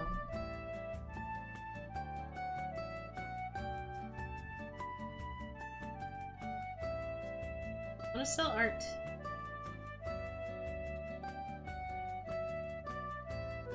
I had so much FOMO this year.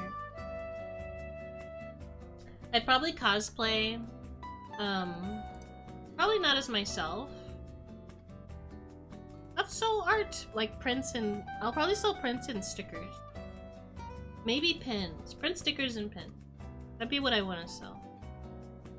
And if I do well enough, and I make my own money, I want to sell t-shirts. I like sell t-shirts.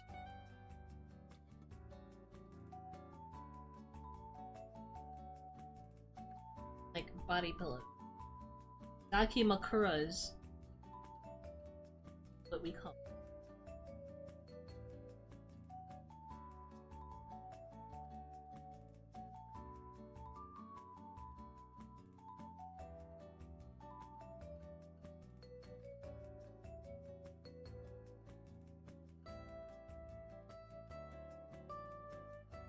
Hey, Lord. How goes? It goes alright. I'm trying to get my energy back.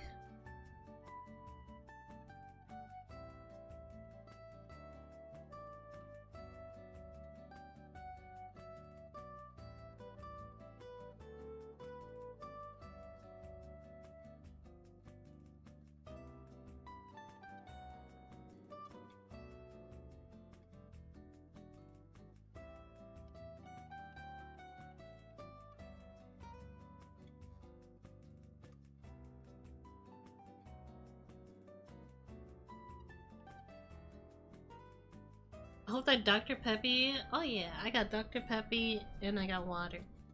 And I just finished eating dinner.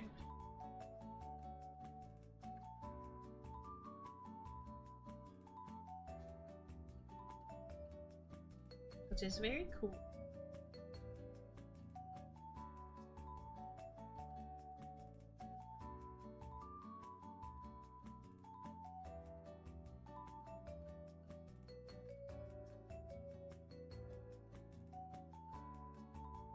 We're working on this commission.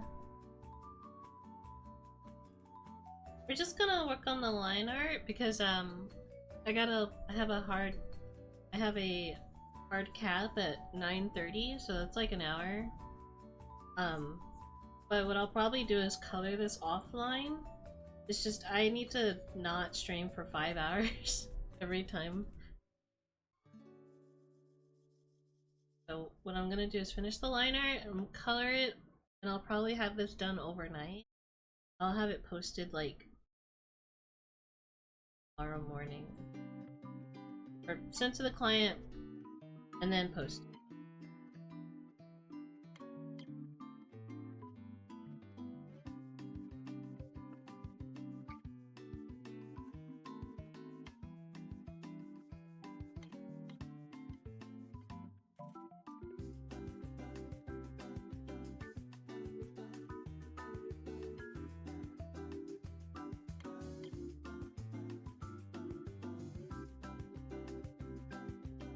So pretty, I've always wanted to get a comment from you. My commissions are always open.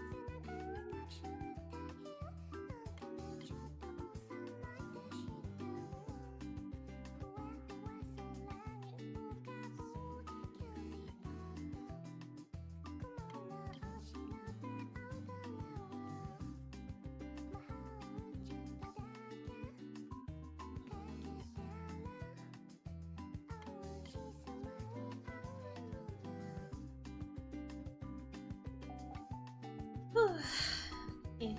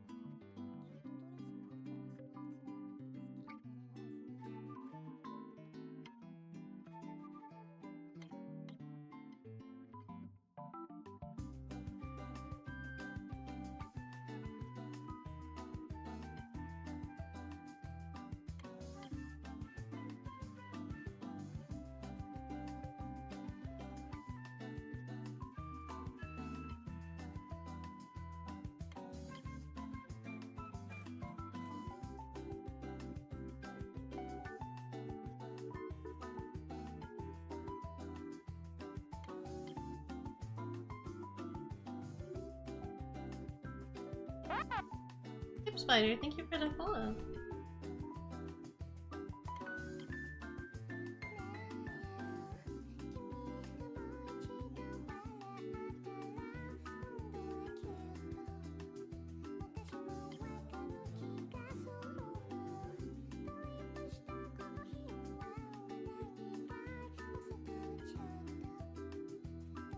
Chills, J. J.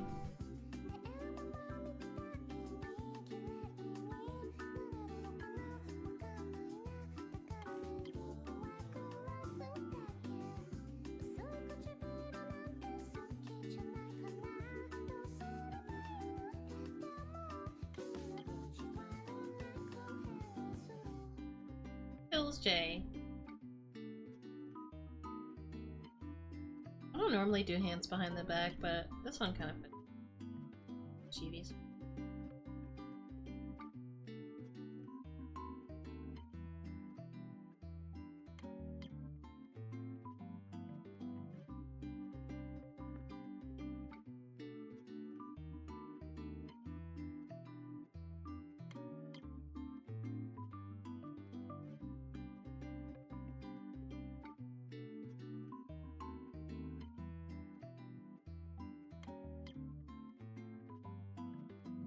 I've been asking a few VTubers a question if you don't mind answering. What's your favorite meal? Gee, favorite meal. I like a lot of food.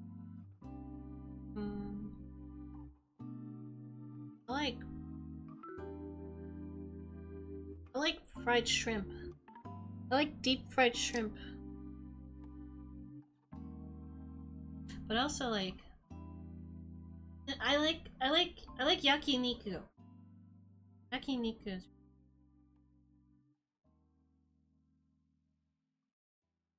Umakar ribeye beef. If we were to go like more specific. Umakar ribeye. Yakiniku. Never heard of yakiniku? It's like Korean barbecue but Japanese. Hi, Small.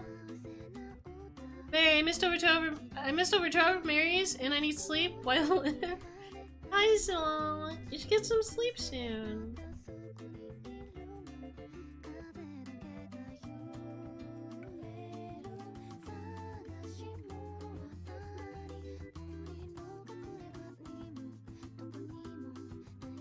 Look at those hands.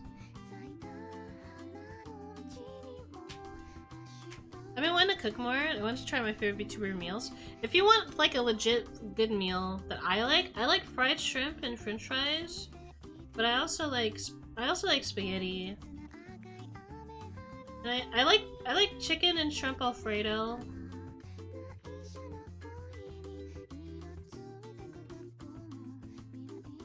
What else? I like Vietnamese pork. Barbecue pork. I think it's Vietnamese. Pork and rice is really good. I way too much spaghetti and Alfredo.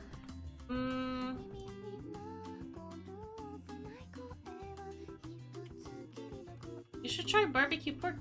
Broccoli chicken Alfredo is good too, yeah, that's a help. Because it soaks up the cheese sauce.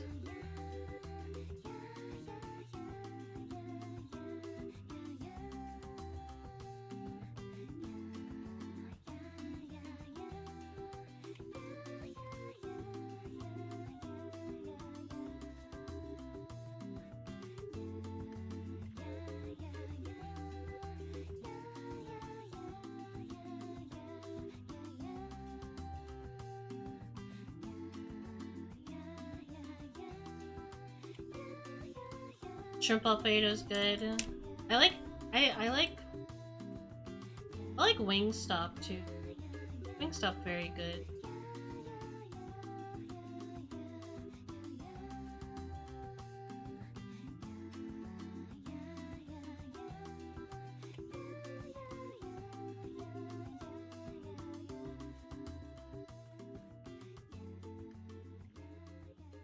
I like spicy wings. I like the regular original hot wings. I like talking about. I wish I liked sweets more.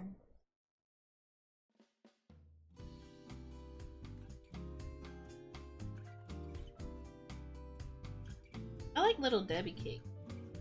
Those are more nostalgic sweets.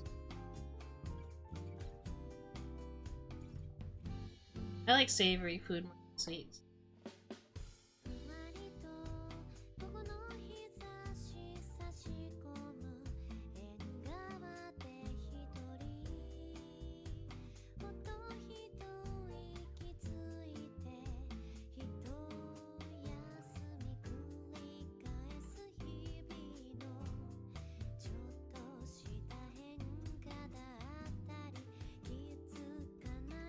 layer, but it's whatever.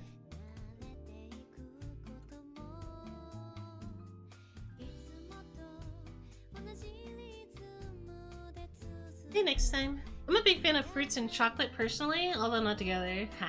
I like cheese. I like mozzarella sticks. I sound like a child. I like mozzarella sticks and chicken tenders, and I like spaghetti and quesadillas. I like chilies. I like chilies. The fried mozzarella from Chili's makes my tummy hurt, so it's so much cheese, I can't. It is just fried cheese.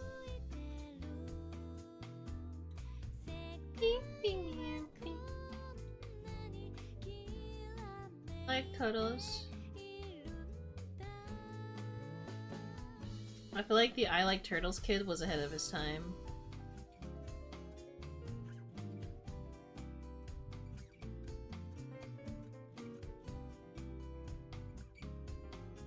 Quesadillas are cool.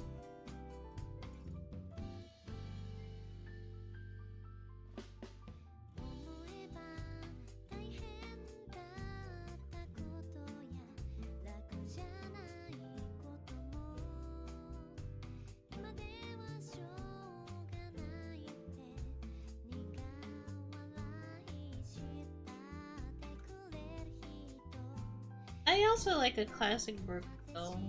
I also like burger. And French toast. I like chicken and waffles too. Chicken and waffles is underrated.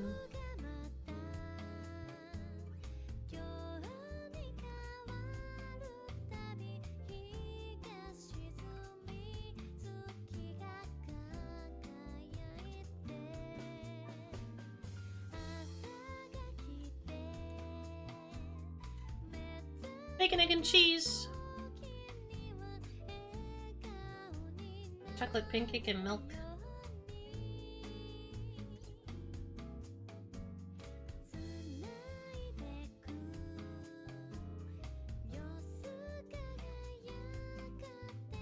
I hope to become a better artist in the future. Like, yeah, this looks fine, but I wish I had, like, mentally, my brain is like, I want to make this better, but I don't know. But it still looks fine. I'm hoping when I move, I can step back from art for a little bit. Maybe work part-time. And kind of like go back to studying a little bit.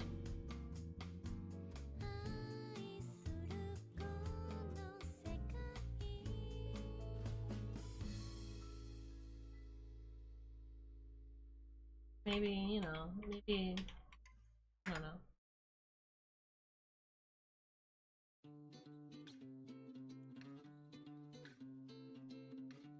I still draw. I aspire to draw like you, me who never draws only 3D models. I think 3D models are still cool though. I can choose the Aki.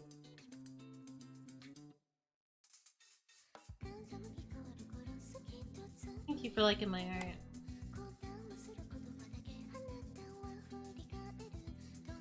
I think I just wish to be more dynamic.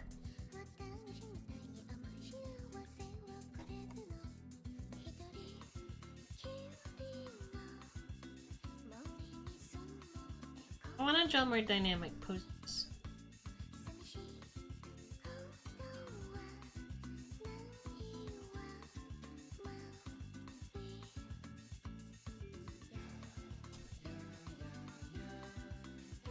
Oh yeah, what's y'all's opinion on the steam machine? Have you seen the steam machine? It looks so cool. I think it looks cool.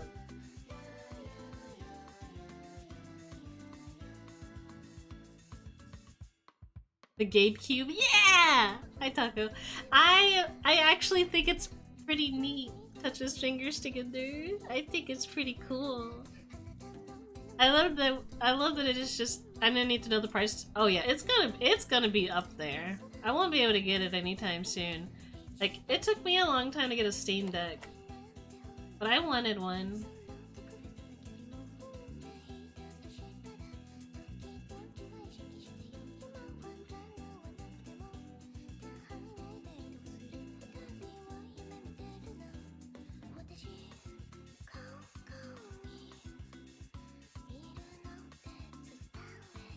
I can point it to a legitimate PC option when I tell people to stop buying gold consoles. Like, you are already able to do so many cool things with the Steam Deck. And you can run Windows on the, you can run Windows on the thing. It runs on Linux, but you can install Windows to it.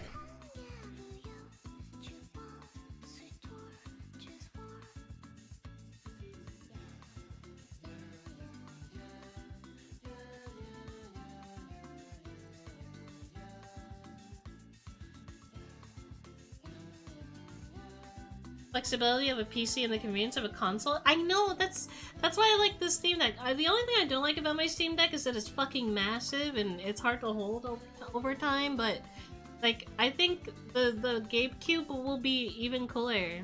Hey Walters. I think the GameCube will be pretty neat, personally. And then, like, they're supposed to be getting another headset, too, another VR headset. I knew they were gonna come out with one of those eventually. I just didn't know it would be this year. But I guess they're getting people hyped before Christmas, so we're gonna have to expect a lot of things coming out soon, or being announced soon. Hey Foxy boy!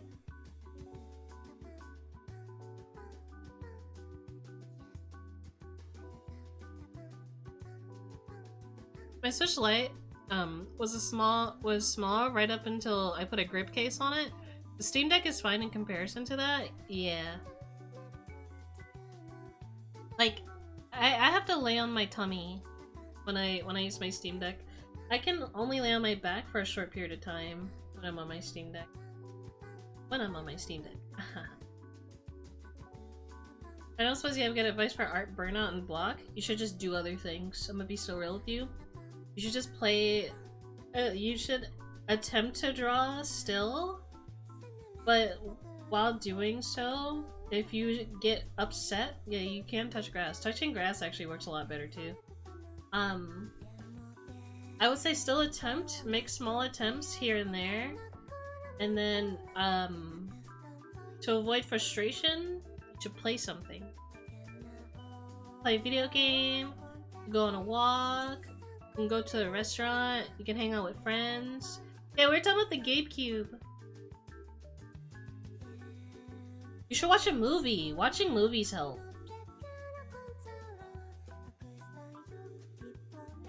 You wanna know a movie I watched recently? I watched Sinners.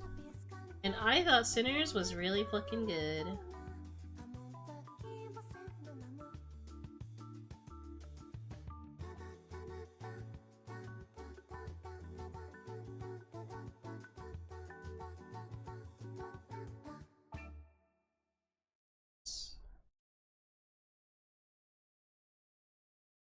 I liked Sinners.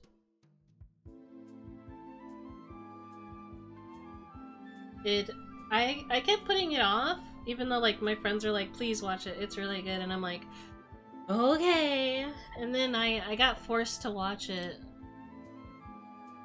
And I ended up really liking it.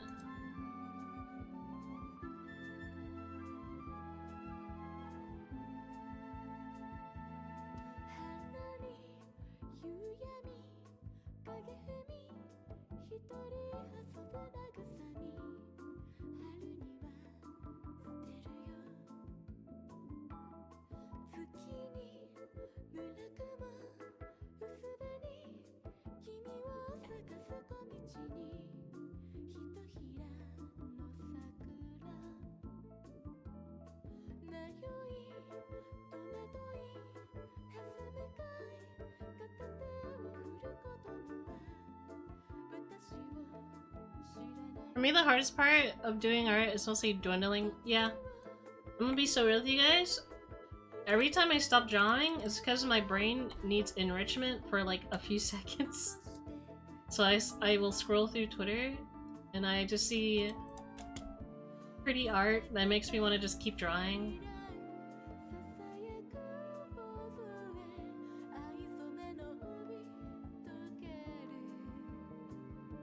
Follow this person. Sorry, I just found this artist that draws like bunnies and kobolds.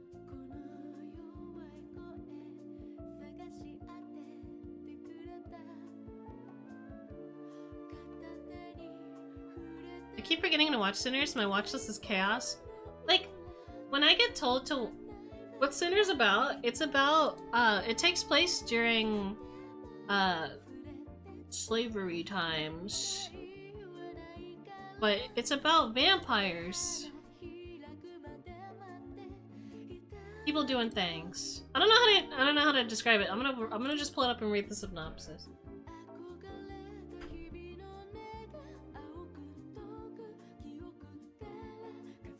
Let's see.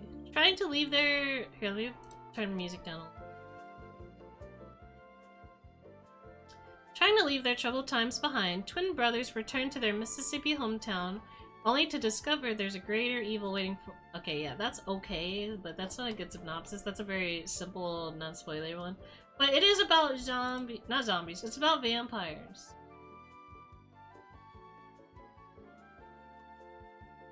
It's about these two twin guys who buy out a building, to pretty much... They buy out a building, to throw a party. They're trying to make a new, like... They're trying to make a new club, pretty much, for people to go and, like, party at and stuff. And within that time, there's, like, 3 characters. There's the twin boys, and then there's, two characters. There's 3 characters. There's twin boys, and then there's 1 character. The twin characters are obviously played by one guy. They're played by Michael B. Jordan. It's actually really... I'm going through the plot right now. In 1932, identical twins and World War I veteran Isaiah Smoke and Elias Stack Moore returned home to Clarksdale, Mississippi after... yeah, he did play both of them. After working for the Chicago outfit for 7 years, using money stolen from gangsters, they purchased a sawmill from landowner Hogwood to start a juke joint for a local black community. Their younger cousin Sammy, a singer and guitarist, joins them despite his pastor Father Jediah, I think Jediah, warns him about singing blues.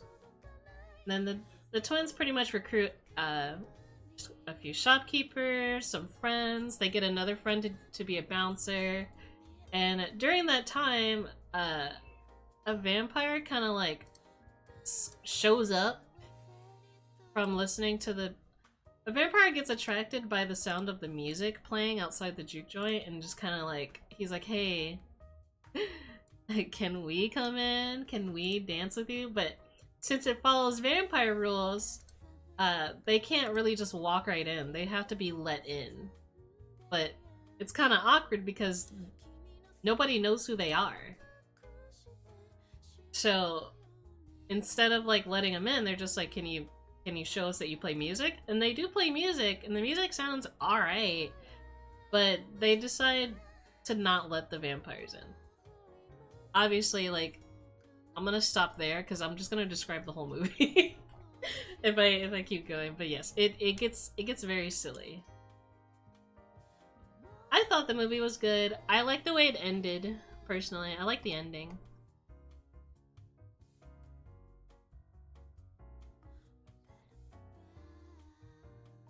I think one of my favorite parts had to have been the scene where I'll add to my list. Can I show one scene from the movie? I think I just want to get distracted one more time.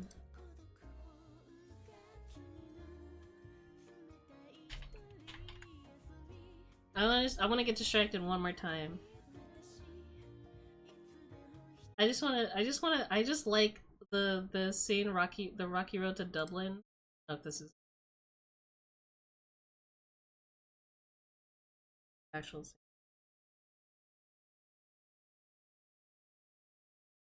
I show this whole thing.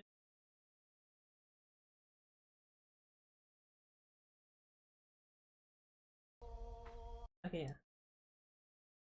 It's a horror movie though. It's really good. I love horror.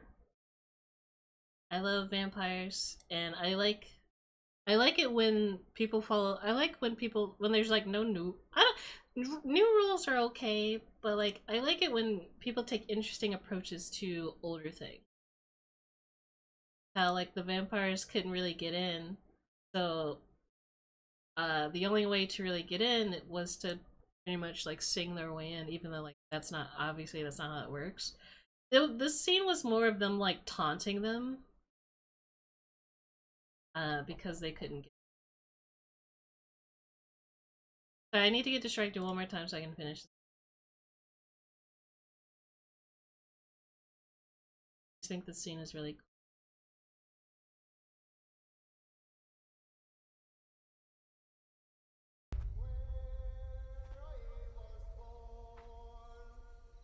They playing music. This scene is so fucking cool. There's other amazing scenes in this movie, but this is one of my favorites. A brand new pair of brogues to rattle over the bar. Just sometimes. Hi. Let's get back inside. Come on. 1, 2, 3, 4, 5. Well, in the merry month of May, from me home I started, left the girls of June were nearly broken hearted, salute to Father dear. These are all vampires, by the way. The drunk a pint of beer, my grief and tears to smother, then off to reap the corn, leave where I was born, cut a stout black lawn to banish, roasting gobblings, brand new pair of brogues, rattling over the pond, frightened out of doors on the rocky road to Dublin. 1, 2, 3, 4, 5. The hare and turner down the rocky road, and all the way to Dublin.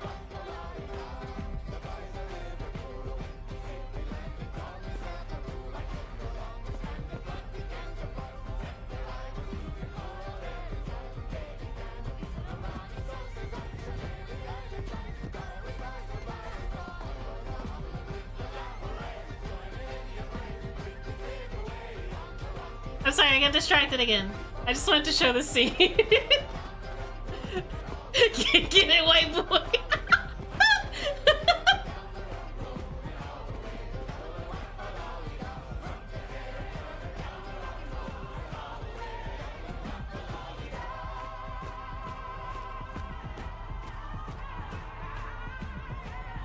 I love that scene so much. Someone made a meme of that scene specifically, and they're just like, I love the fucking meme. Someone said the meme behind that scene. They were like, "You okay with us, white boy? You're okay with us?" I'm just like, I didn't think they were actually gonna do that, but it actually did have that vibe to it. It shouldn't have, but man, it is so good. It's so good. There's like a lot of there's other great scenes in that movie, but that was one of my favorites, hands down. Alright, back to work! Back to work! We're almost done.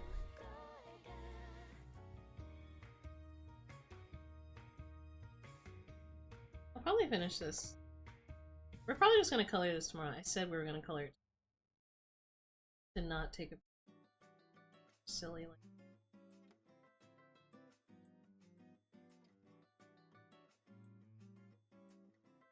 As much as I do like streaming for long periods of time, it's not good for my health.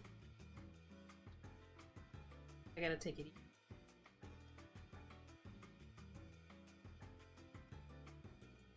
Last time I streamed for a long period of time, I didn't tell you guys that. I don't think I told you guys about this, but last time I streamed like really long, I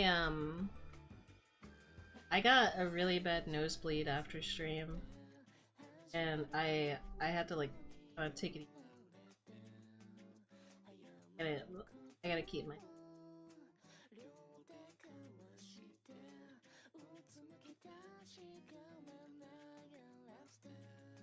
Oh yeah, it was pretty scary. It wasn't like a severe nosebleed or anything like that. It was very subtle. But I knew it was because I was working so hard. So I'm like, okay, I'll take it. But when this is the only thing I can do, I have to be a lot more careful when I do it. That's when you went for like 6 hours? Yeah. Maybe. I forget. You stuck with paper towels? Yeah, I took like a paper towel and I just laid on my back for a little bit. But it wasn't a severe nosebleed. But I do have to take it easy. That way commissions can come out nice and pretty. If I'm unhealthy and I'm doing commissions, then commissions won't look nice.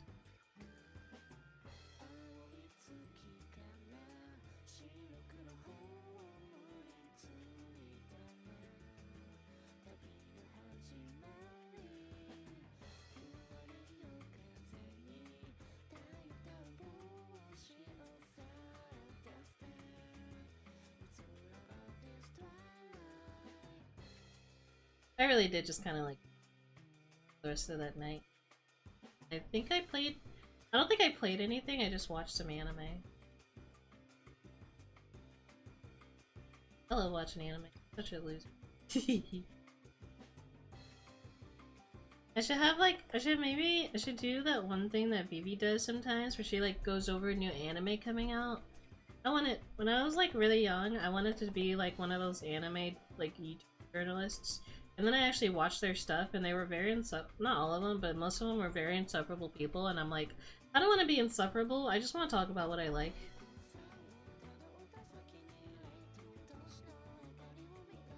Right now, the anime I'm watching right now, I'm watching My Happy Marriage, I'm rewatching Chobits, I'm not watching anything new.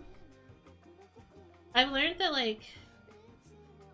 I like anime about adults.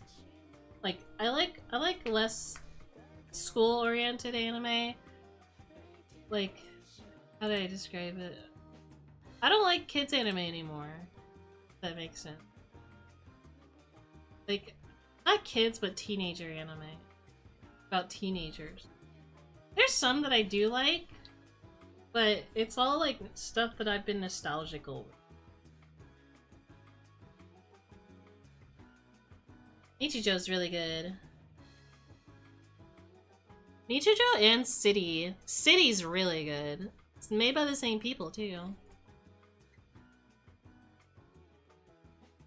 Nichijo and City are really good. I am slowly watching Call of the Night. Mainly for the vampire. I like the vampire. New Digimon, it's okay.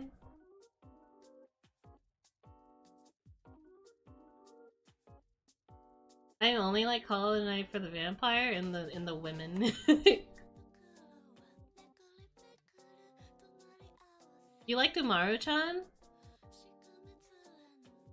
I like Umaru-chan sometimes. I liked season 2 of Umaru-chan more than season 1. Because season 1, I thought Umaru was really annoying. But when I watched season 2, she got like a whole lot better. Season 1 Umaru-chan was so fucking insufferable.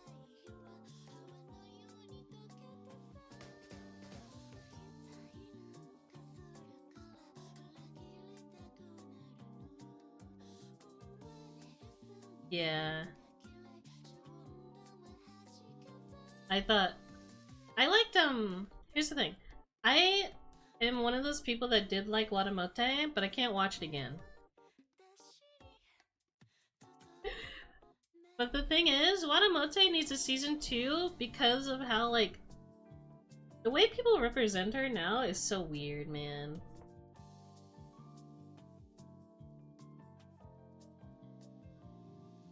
Also, apparently, like, after season 1 of Watamote, she gets really gay. And I wanna read more of it because I wanna see how gay it gets. She gets a whole harem of cute girls that want her, and I want to watch more because of it. I want to watch more because of it.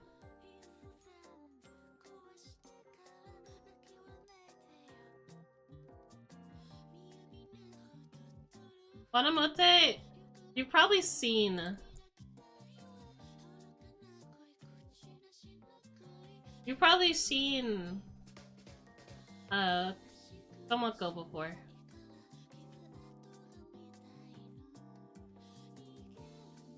You've seen this girl before. Yeah. It's like it's so painful to watch. But in the manga, she gets women.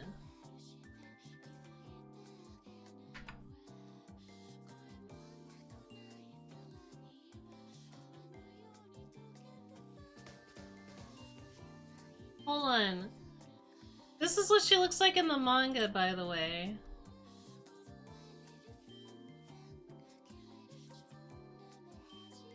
In the manga, she gets girls! Look at that! I want to watch more! I want there to be a season 2 so bad!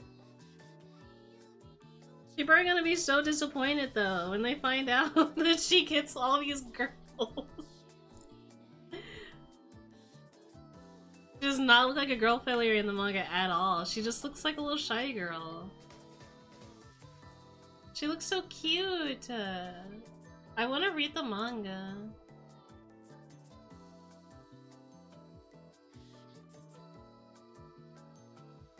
She's just a girl.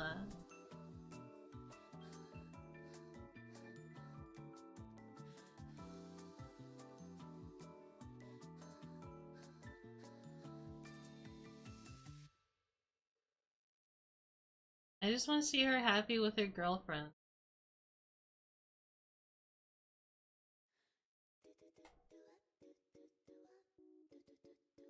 Like girls like doing her hair and stuff. I'm like, man.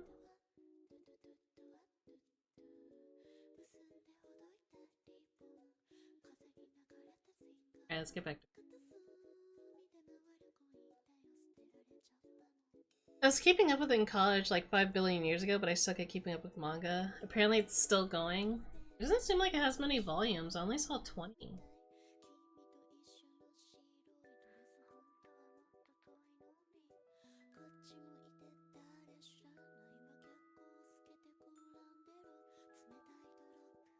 Very slow. Probably why a lot of people lose it when people.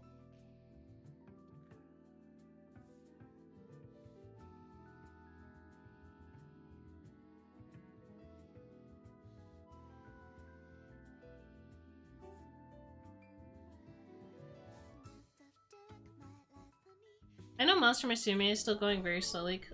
To get sick a lot. Oh no! I'm glad they're still working on Monster Musume. I loved Monster Musume.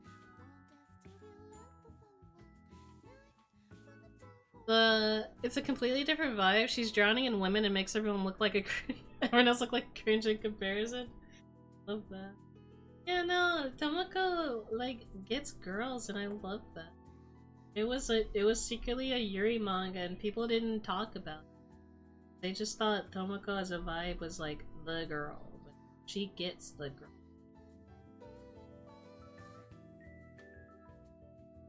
Sorry.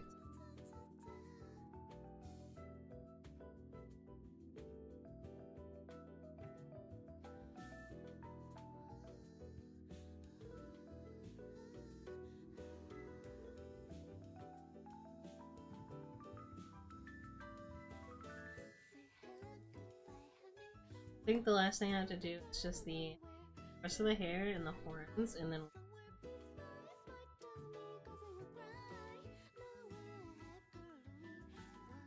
if it wasn't for Monster Musume and started online, I would not have gotten back into anime. I think for me, it was... Oh my god, people are just posting Has Been Hotel spoilers. I'm just gonna close. Um,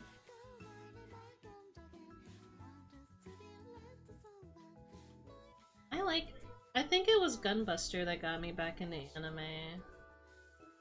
Because I loved Gunbuster, and then I watched Diebuster. My friends got me into Gundam, and I really liked.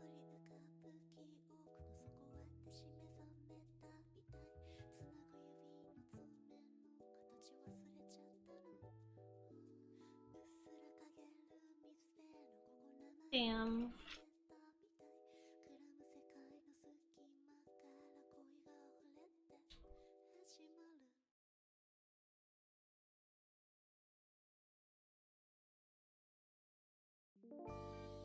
I've yet to watch the Gundam anime, but I've built them for years now. You should watch Gundam Origin and then watch the original Mobile Suit Gundam from 1979.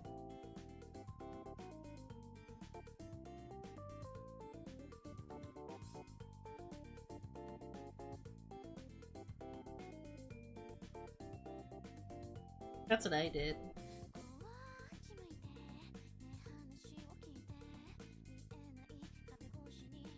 Oh, 7.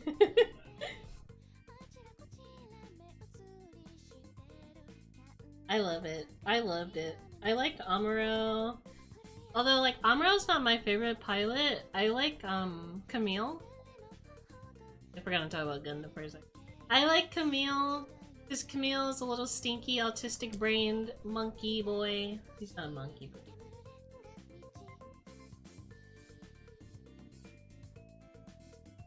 he's a little stinky boy. I'm a sharpologist, he has so much aura. No, I am too, you're fine. I get it. And then play the hit game Gundam Evolution. Oh. I like Camille because he was really annoying and he pissed me off. But then, like, he kinda... and then he said something that kinda gave away why I didn't like him. And then I was like, oh.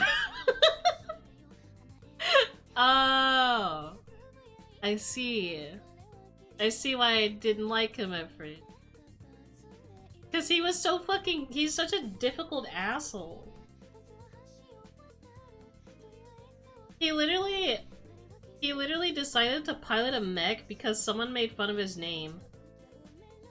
And he tried to kill them. He tried to kill somebody because they made fun of his name because they were like, Camille sounds like a girl's name. And like, then he took that shit personally. Snuck into the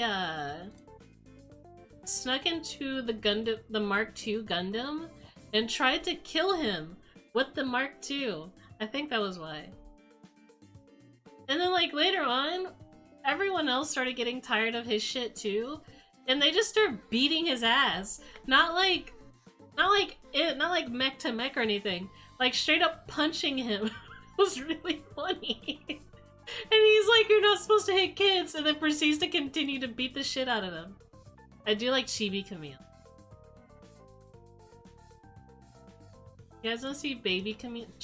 There's like a Chibi, like, there's like a Chibi spin-off thing. And they made Camille so fucking cute. Look how baby he is. Look at our autistic child. I love that they put the galaxy in his eyes. Cause he's our special boy.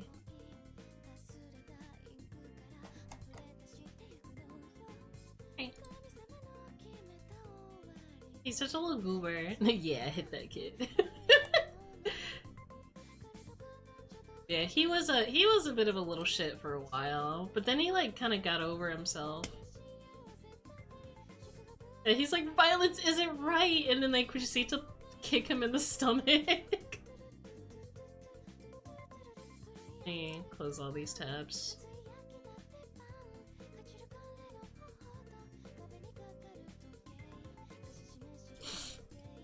What's that show from?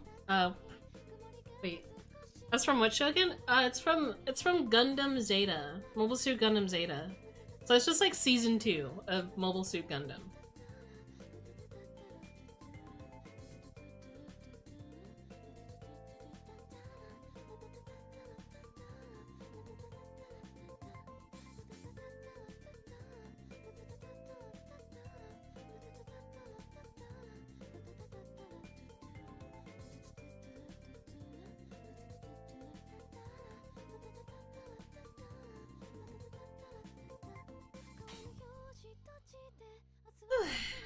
I just have to do the bow, the frills on the dress. Just some small details. We're almost done. Let's lock in, let's lock in.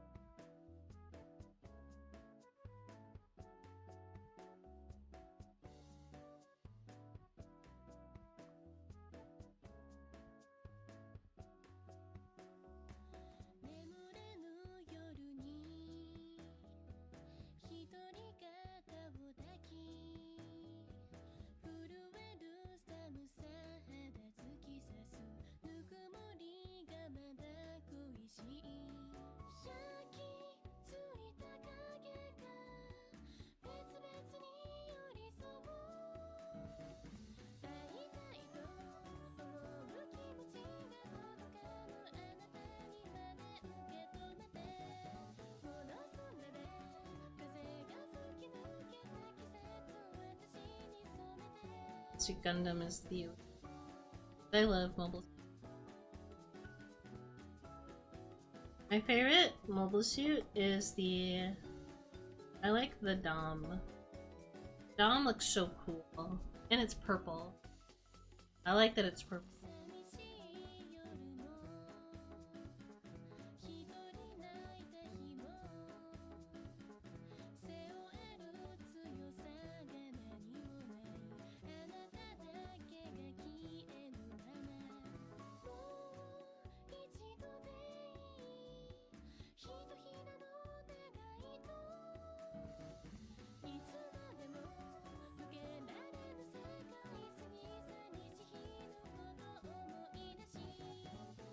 I need to finish 8th MS Team as well.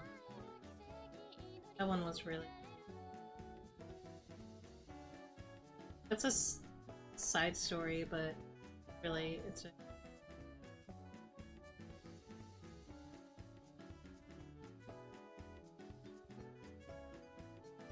I don't know a lot about Gundam, but my favorite design was the Epion.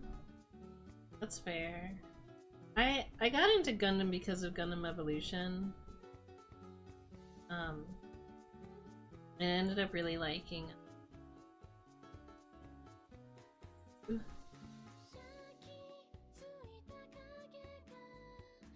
I ended up really liking how the mobile suits felt and everything, so I decided to like just watch it. Because my other friends were watching. My other friends had already seen it before. So I was like, oh, I guess I'll give it a shot.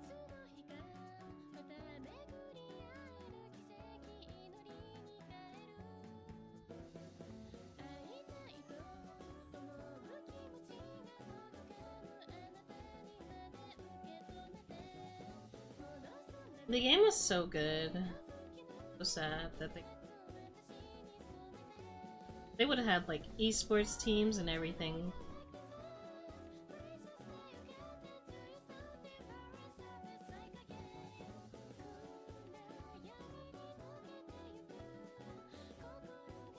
I like the red Zaku design.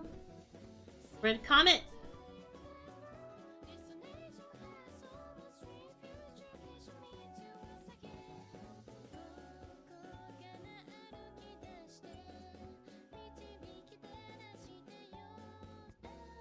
I like the weird looking Zaku. Like the Zigok and the Akai and the Zigog.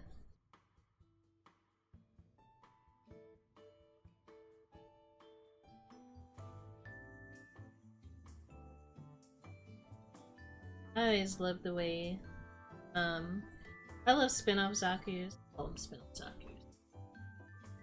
Zigok.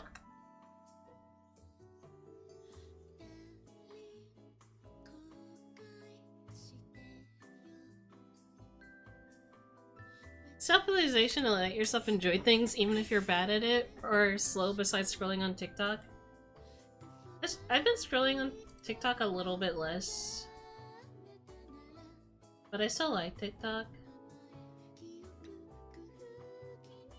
I just play it safe. I try not to let TikTok ruin my day, pretty much.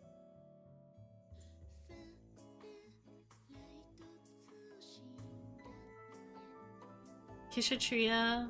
I don't know if I pronounced that correct. From Unicorn's my favorite. I've not seen Unicorn yet, I'm sorry. I'm proud and nervous that's at the same time. Why is that?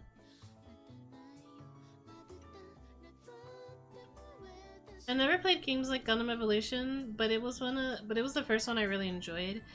Yeah, I used to like Overwatch, but I dropped it because it was just not fun anymore. Shandadoo! Currently working on a master grade? Oh my. I want to build my Gundam on stream one day. I have Gundam I can build on stream. I have a Zeong I still have in the box, and I haven't built it yet. We have to have a stream where I can build it. Which mecha should I start with? Start with a Zog. Well, there are like beginner-friendly ones, like the original Gundam, like Grandpa.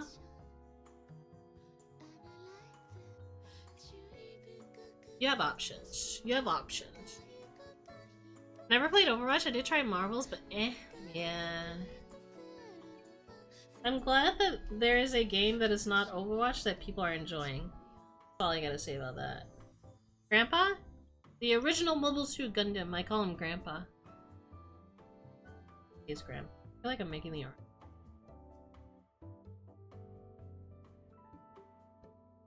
Just got approved to go back to college, but it feels weird going back as an alumni. Sometimes you gotta go back. I think you got this, though.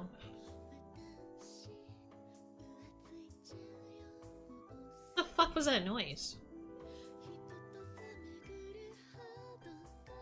What the fuck was that noise? Hello?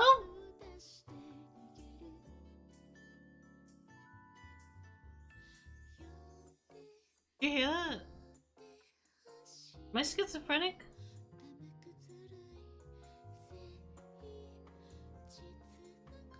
Oh! Okay, you guys didn't hear it, but I heard it. Someone donated to my iPad.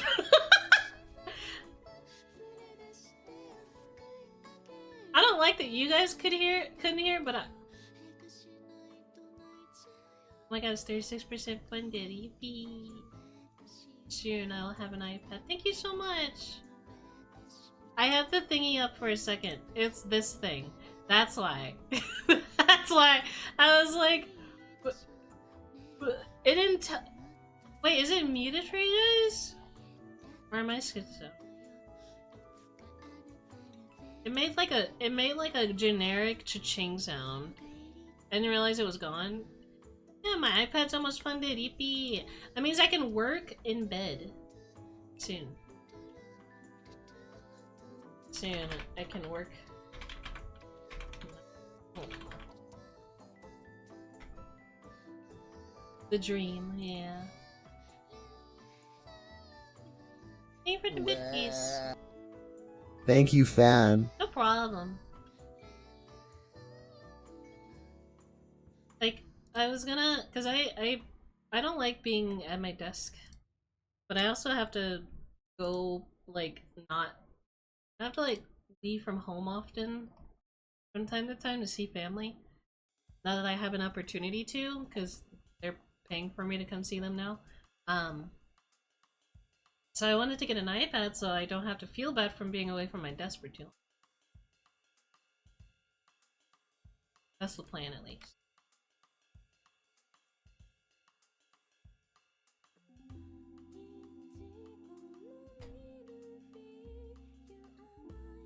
Oh, excuse me. I'll leave this up. I keep forgetting to... Right. Here's done. Thank you so much, by the way, though. Heart goes out to the people who help fund my drawing addiction.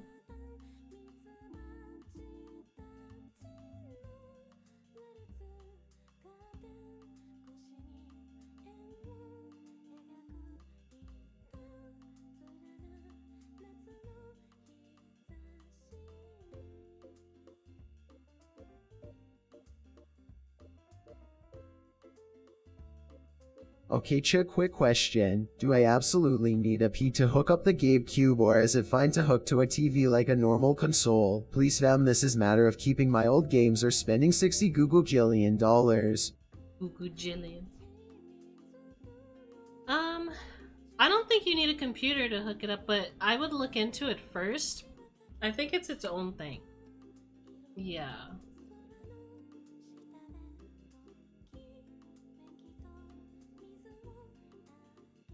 And it's gonna be big.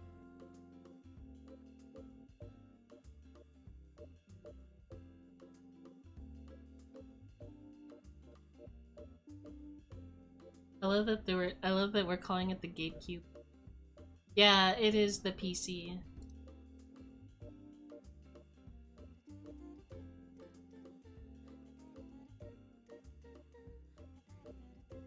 Yeah, SteamOS is very simplistic too.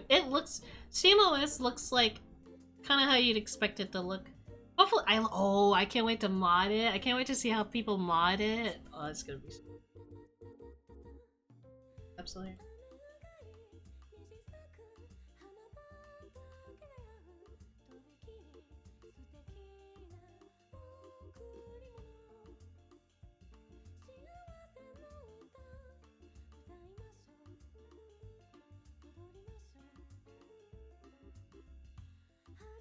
Did you see the e-ink display they had? I did not. I've seen some of the cute ways that people have designed it already.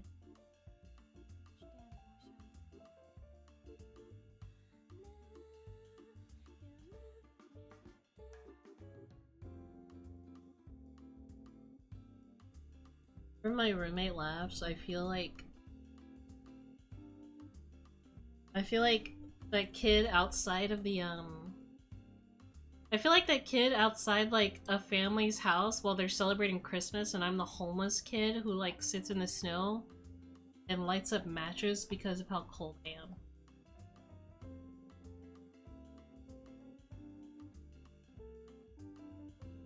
I feel like that picture of Squidward watching SpongeBob and Patrick having fun.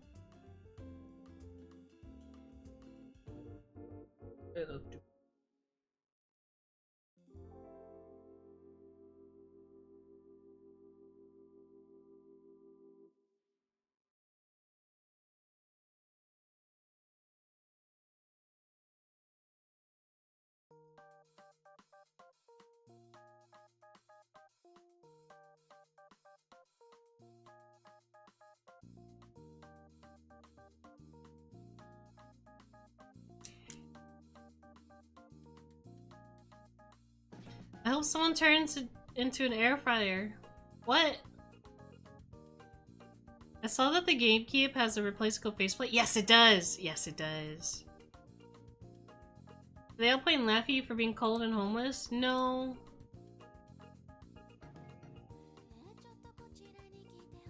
I think the main source of my nervousness is random folk keep trying to quiz me. Don't let that happen. Don't let anyone make you awkward. Don't let them put words in your brain and make your goblins go silly.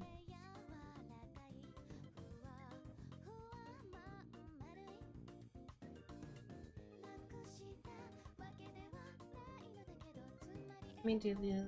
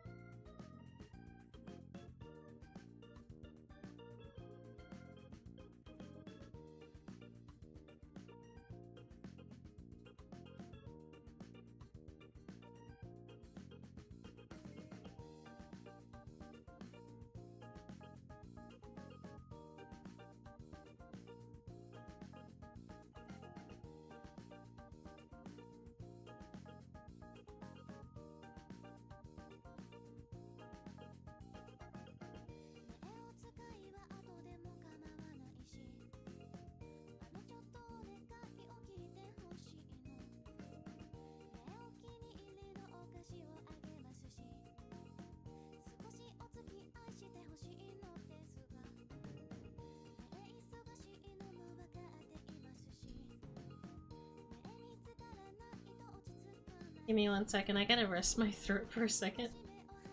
I gotta drink some water.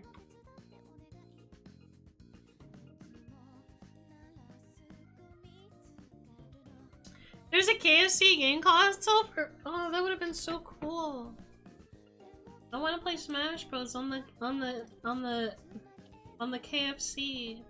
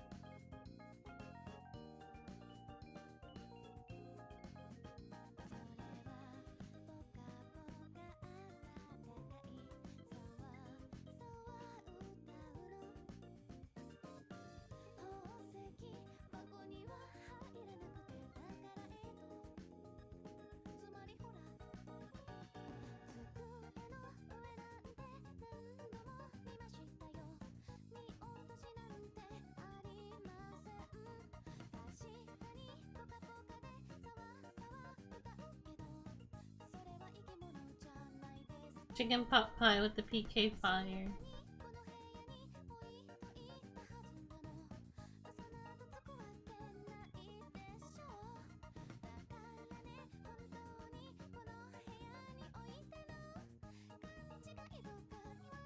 I clean this.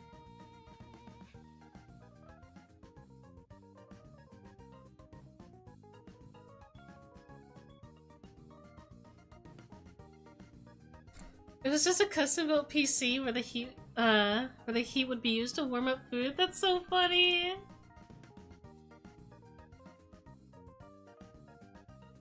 Whew. Kind of homeless.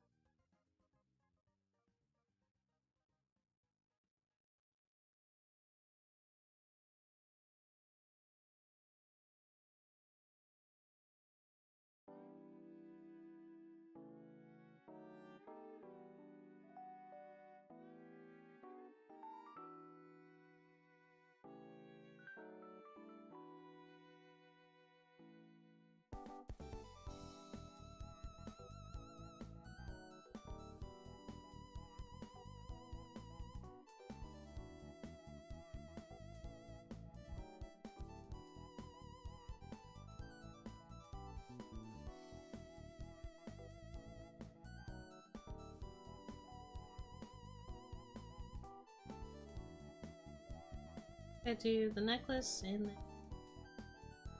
horns.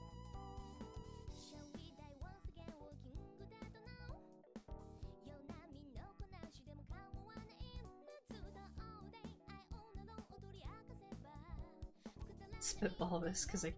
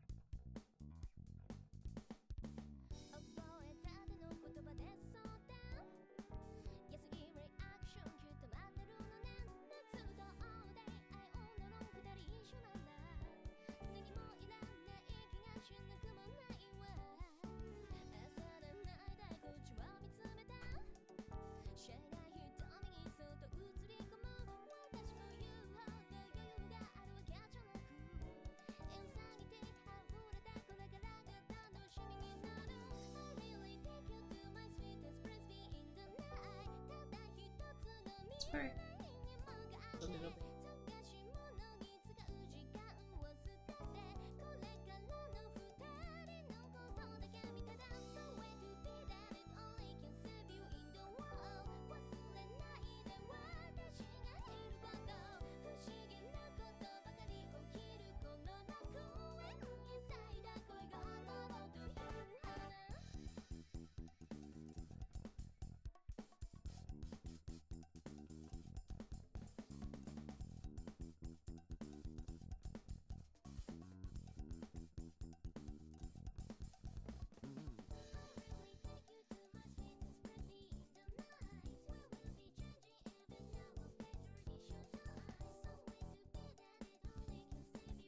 Rabbit pointing at watch. Man, the rabbit pointing at the thingy. What is it? The pocket watch. I really hope no one takes that meme too seriously.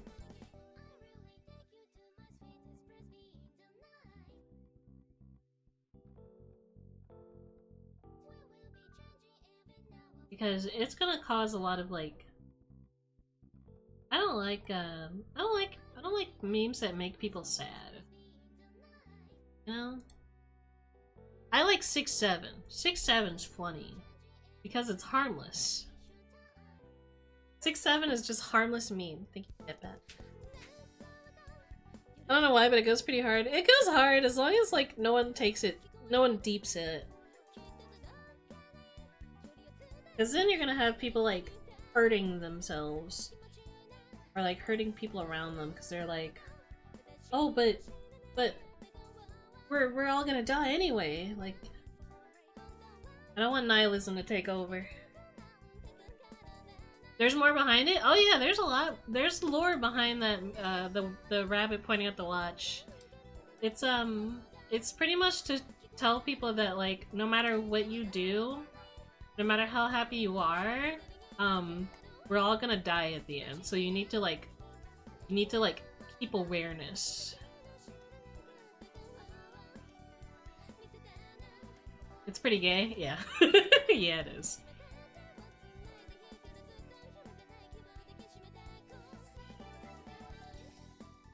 Teenager meme. Yeah, that's pretty much what it is. It is a teenager meme.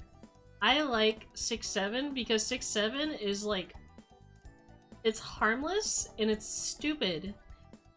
And people say 6-7 is one of the dumbest memes ever. Clearly, they've never seen the letter H. That's all, or the letter E. Those memes were a lot worse. Yeah, it means nothing. Like, 6-7 literally, well, it's based on a song. But it's 6-7 is the new 21. Yes, exactly. That's exactly what it is. But like the rabbit pointing at the I'm not saying you can't make jokes with it or anything like that.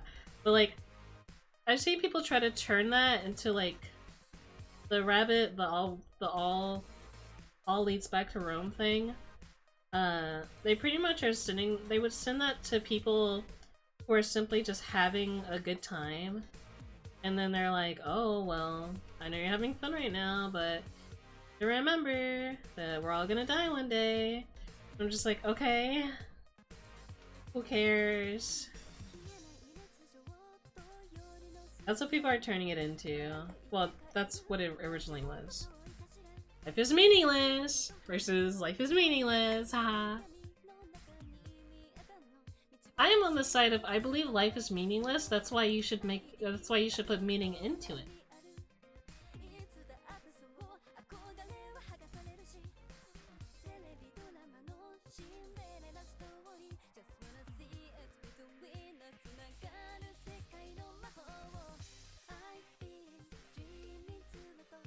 I keep getting gay porn on my timeline.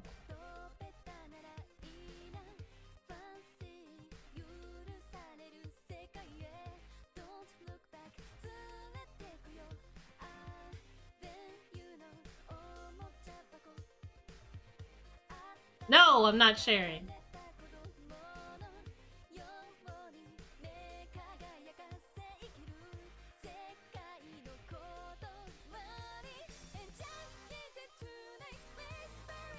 I love this song.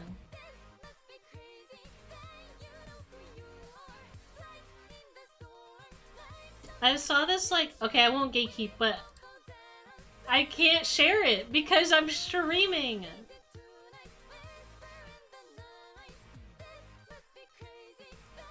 There's this like mobile game that I keep seeing.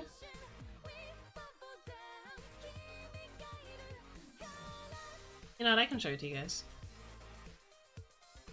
Every time I refresh, can I even show this? Oh my god.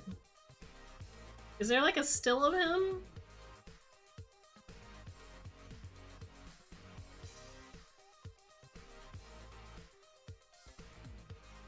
Wait.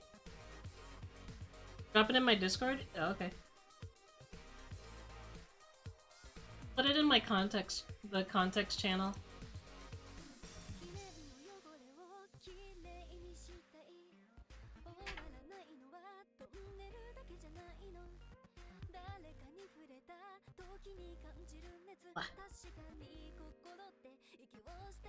I won't embed. Yeah, I keep seeing that. It's not porn, but... Oh my god, guys! Yaoi in my Discord. It's not yaoi. It's not straight either. Alright, I'll be right back. I'm sorry. I have to run to the bathroom. And... yeah, sorry, I'll be right back. I'm not jerking off! I'll be right back.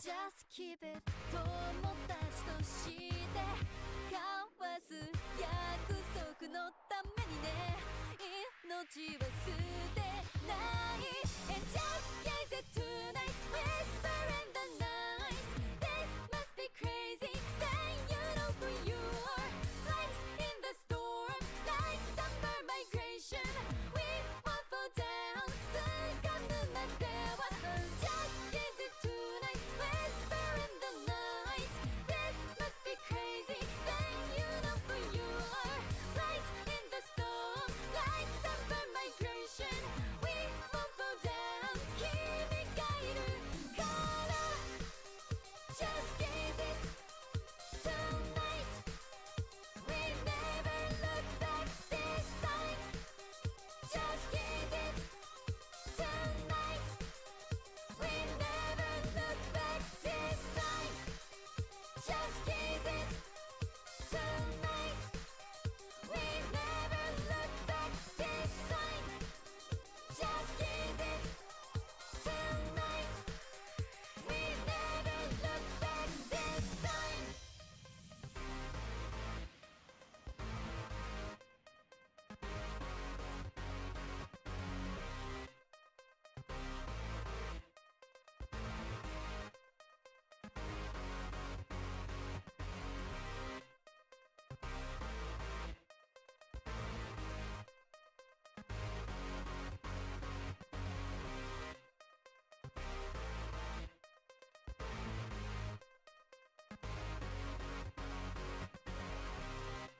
I just had to pee. Oh, you guys are so mean. Yeah, new carnival. I saw it and people are like, Yeah, I'm jerking off? That's crazy. I saw it, and, like, people are like, we're gonna gatekeep it. We're gonna gatekeep it. No. No, show me the nipples. I need something, I need some kind of game that would make me into men. I, like, need to be into anime men. I am into some anime men, but, like, and I thought I liked yaoi. I don't really give a shit. I don't really give a shit about yaoi. I thought I did, but I don't. But I feel like I need to force myself to like men a little more every day. 3 people joined after you said you were posting gay porn. I did not say I was posting gay porn! Holy good. Oh my god. Oh my god. You guys are freaks. I gotta clean up my server. That is a very bouncy male. And then, like, I looked up the game, right? And I see just a man with a slutty waist. This slutty ass waist. Hold on. I don't want to get a virus, please. Leave me alone. I just want to look at the slutty waisted man. Is this a Hoyoverse game? I don't want to download this image. I will screenshot it, goddammit. I will screenshot your image. Got him.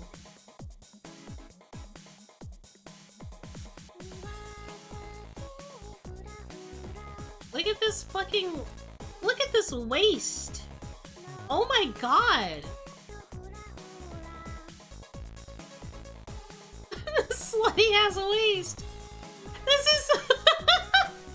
like... I get we get anime girls sexualized all the time, but when I see anime men sexualized, it's just so funny to me. Not in a bad way either. It's just... I love outfits meant for the female gaze. This is a very slutty waisted man. Art? I bet his hips sway when he walks. Thick! Don't call him thick! This is not thick. His waist is smaller than his shoulders. I would like to see pictures of the men. I need to stop looking at the men and finish work. Let him Orifor? Do they jiggle? I don't want to find out. Sorry now. We're gonna get distracted again.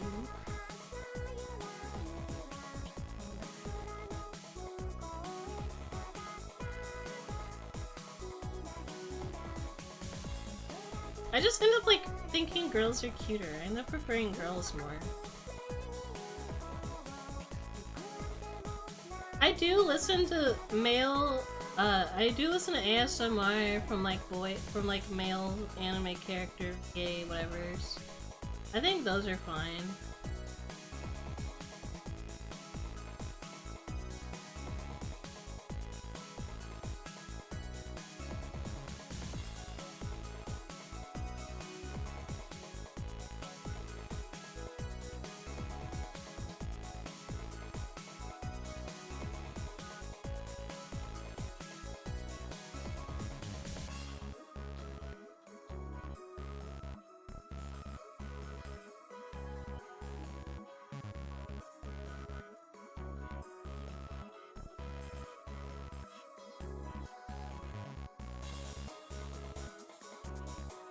If it's 2D boys, I need, like, Bowser. Yeah!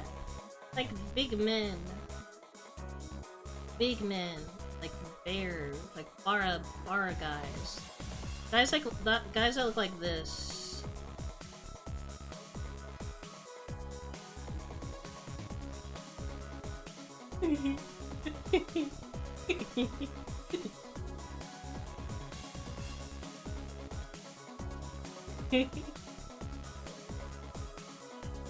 Guys that look like. Oh, wait, hold on. Let me put a bra on him. Hold on.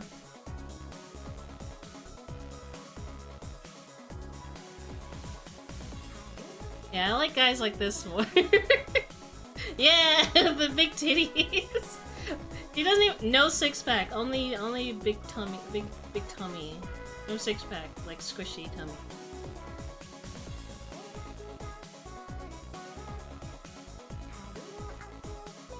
Like that. Like, I can't draw the rest. I'll get in trouble. I can't draw the rest. Yeah, I think dad thoughts are nicer. I do still like ogling though. I don't mind ogling.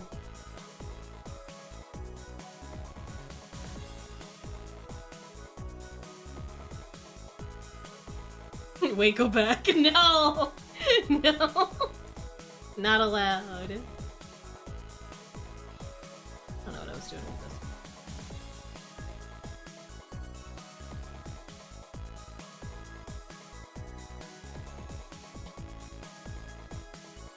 Cause I almost drew. I'm streaming. I can't draw his bush, but I was gonna draw a bush. That's all I'm gonna say. Maybe like give him like curlier hair, even better. Get curly hair. My roommate just whimpered.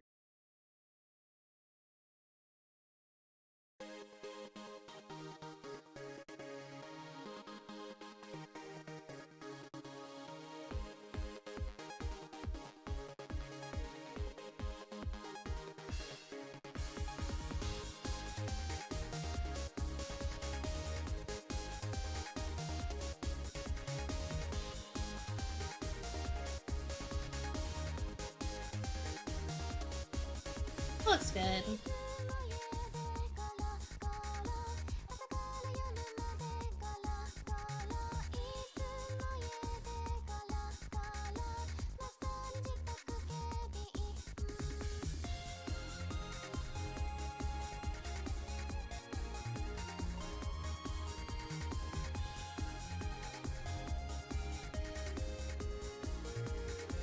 My God, Poppy!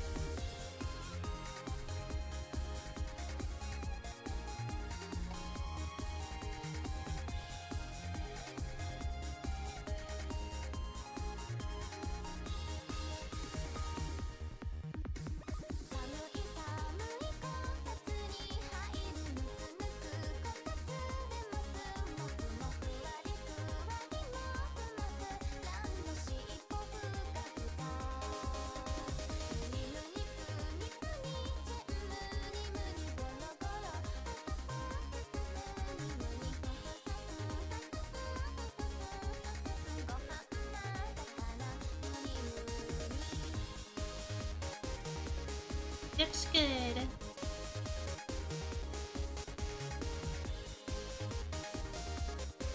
And we'll do the colors tomorrow. Decided that we'll do the colors tomorrow.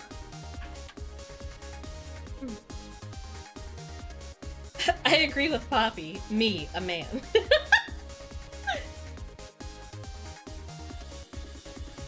Like, okay, hold on, let me save this because I'm stopping here. I'll go back over it in the middle of the night and tomorrow, and we'll finish the coloring tomorrow.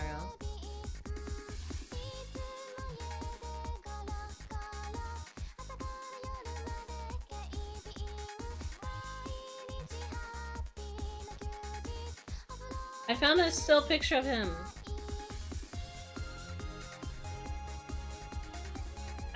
I don't trust putting this in on stream, so I'm putting it in the Discord.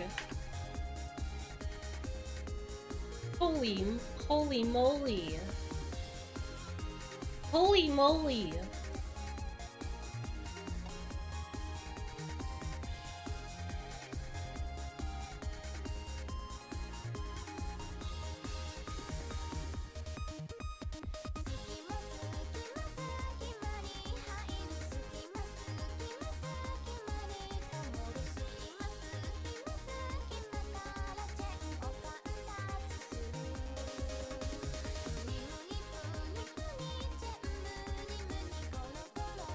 I'm getting nothing but Has-Been Hotel.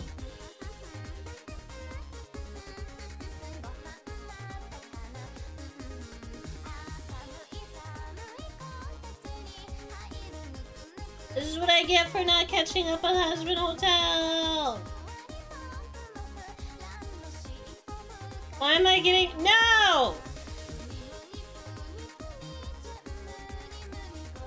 My favorite shitpost account is posting gay porn. I'm dying. Stop it. Freaky ah.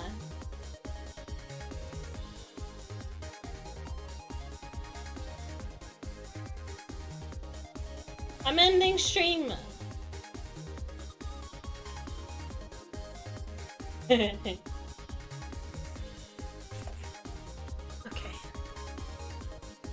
We're ending stream. Taking a break. I'll be back tomorrow. Finishing it tomorrow.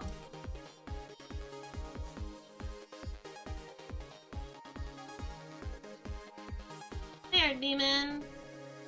You call me Ezzo's ending stream because I'm gonna finish this tomorrow.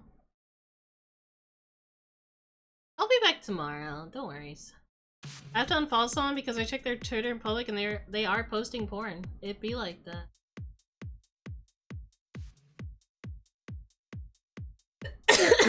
I'm so sorry. I was talking a lot. A lot of yappers. No, I'm like in the middle of work. I see men with bouncing titties. I'm a fan.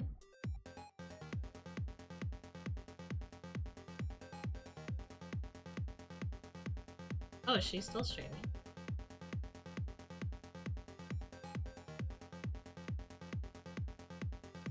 I will see you later. We're gonna raid into Choco.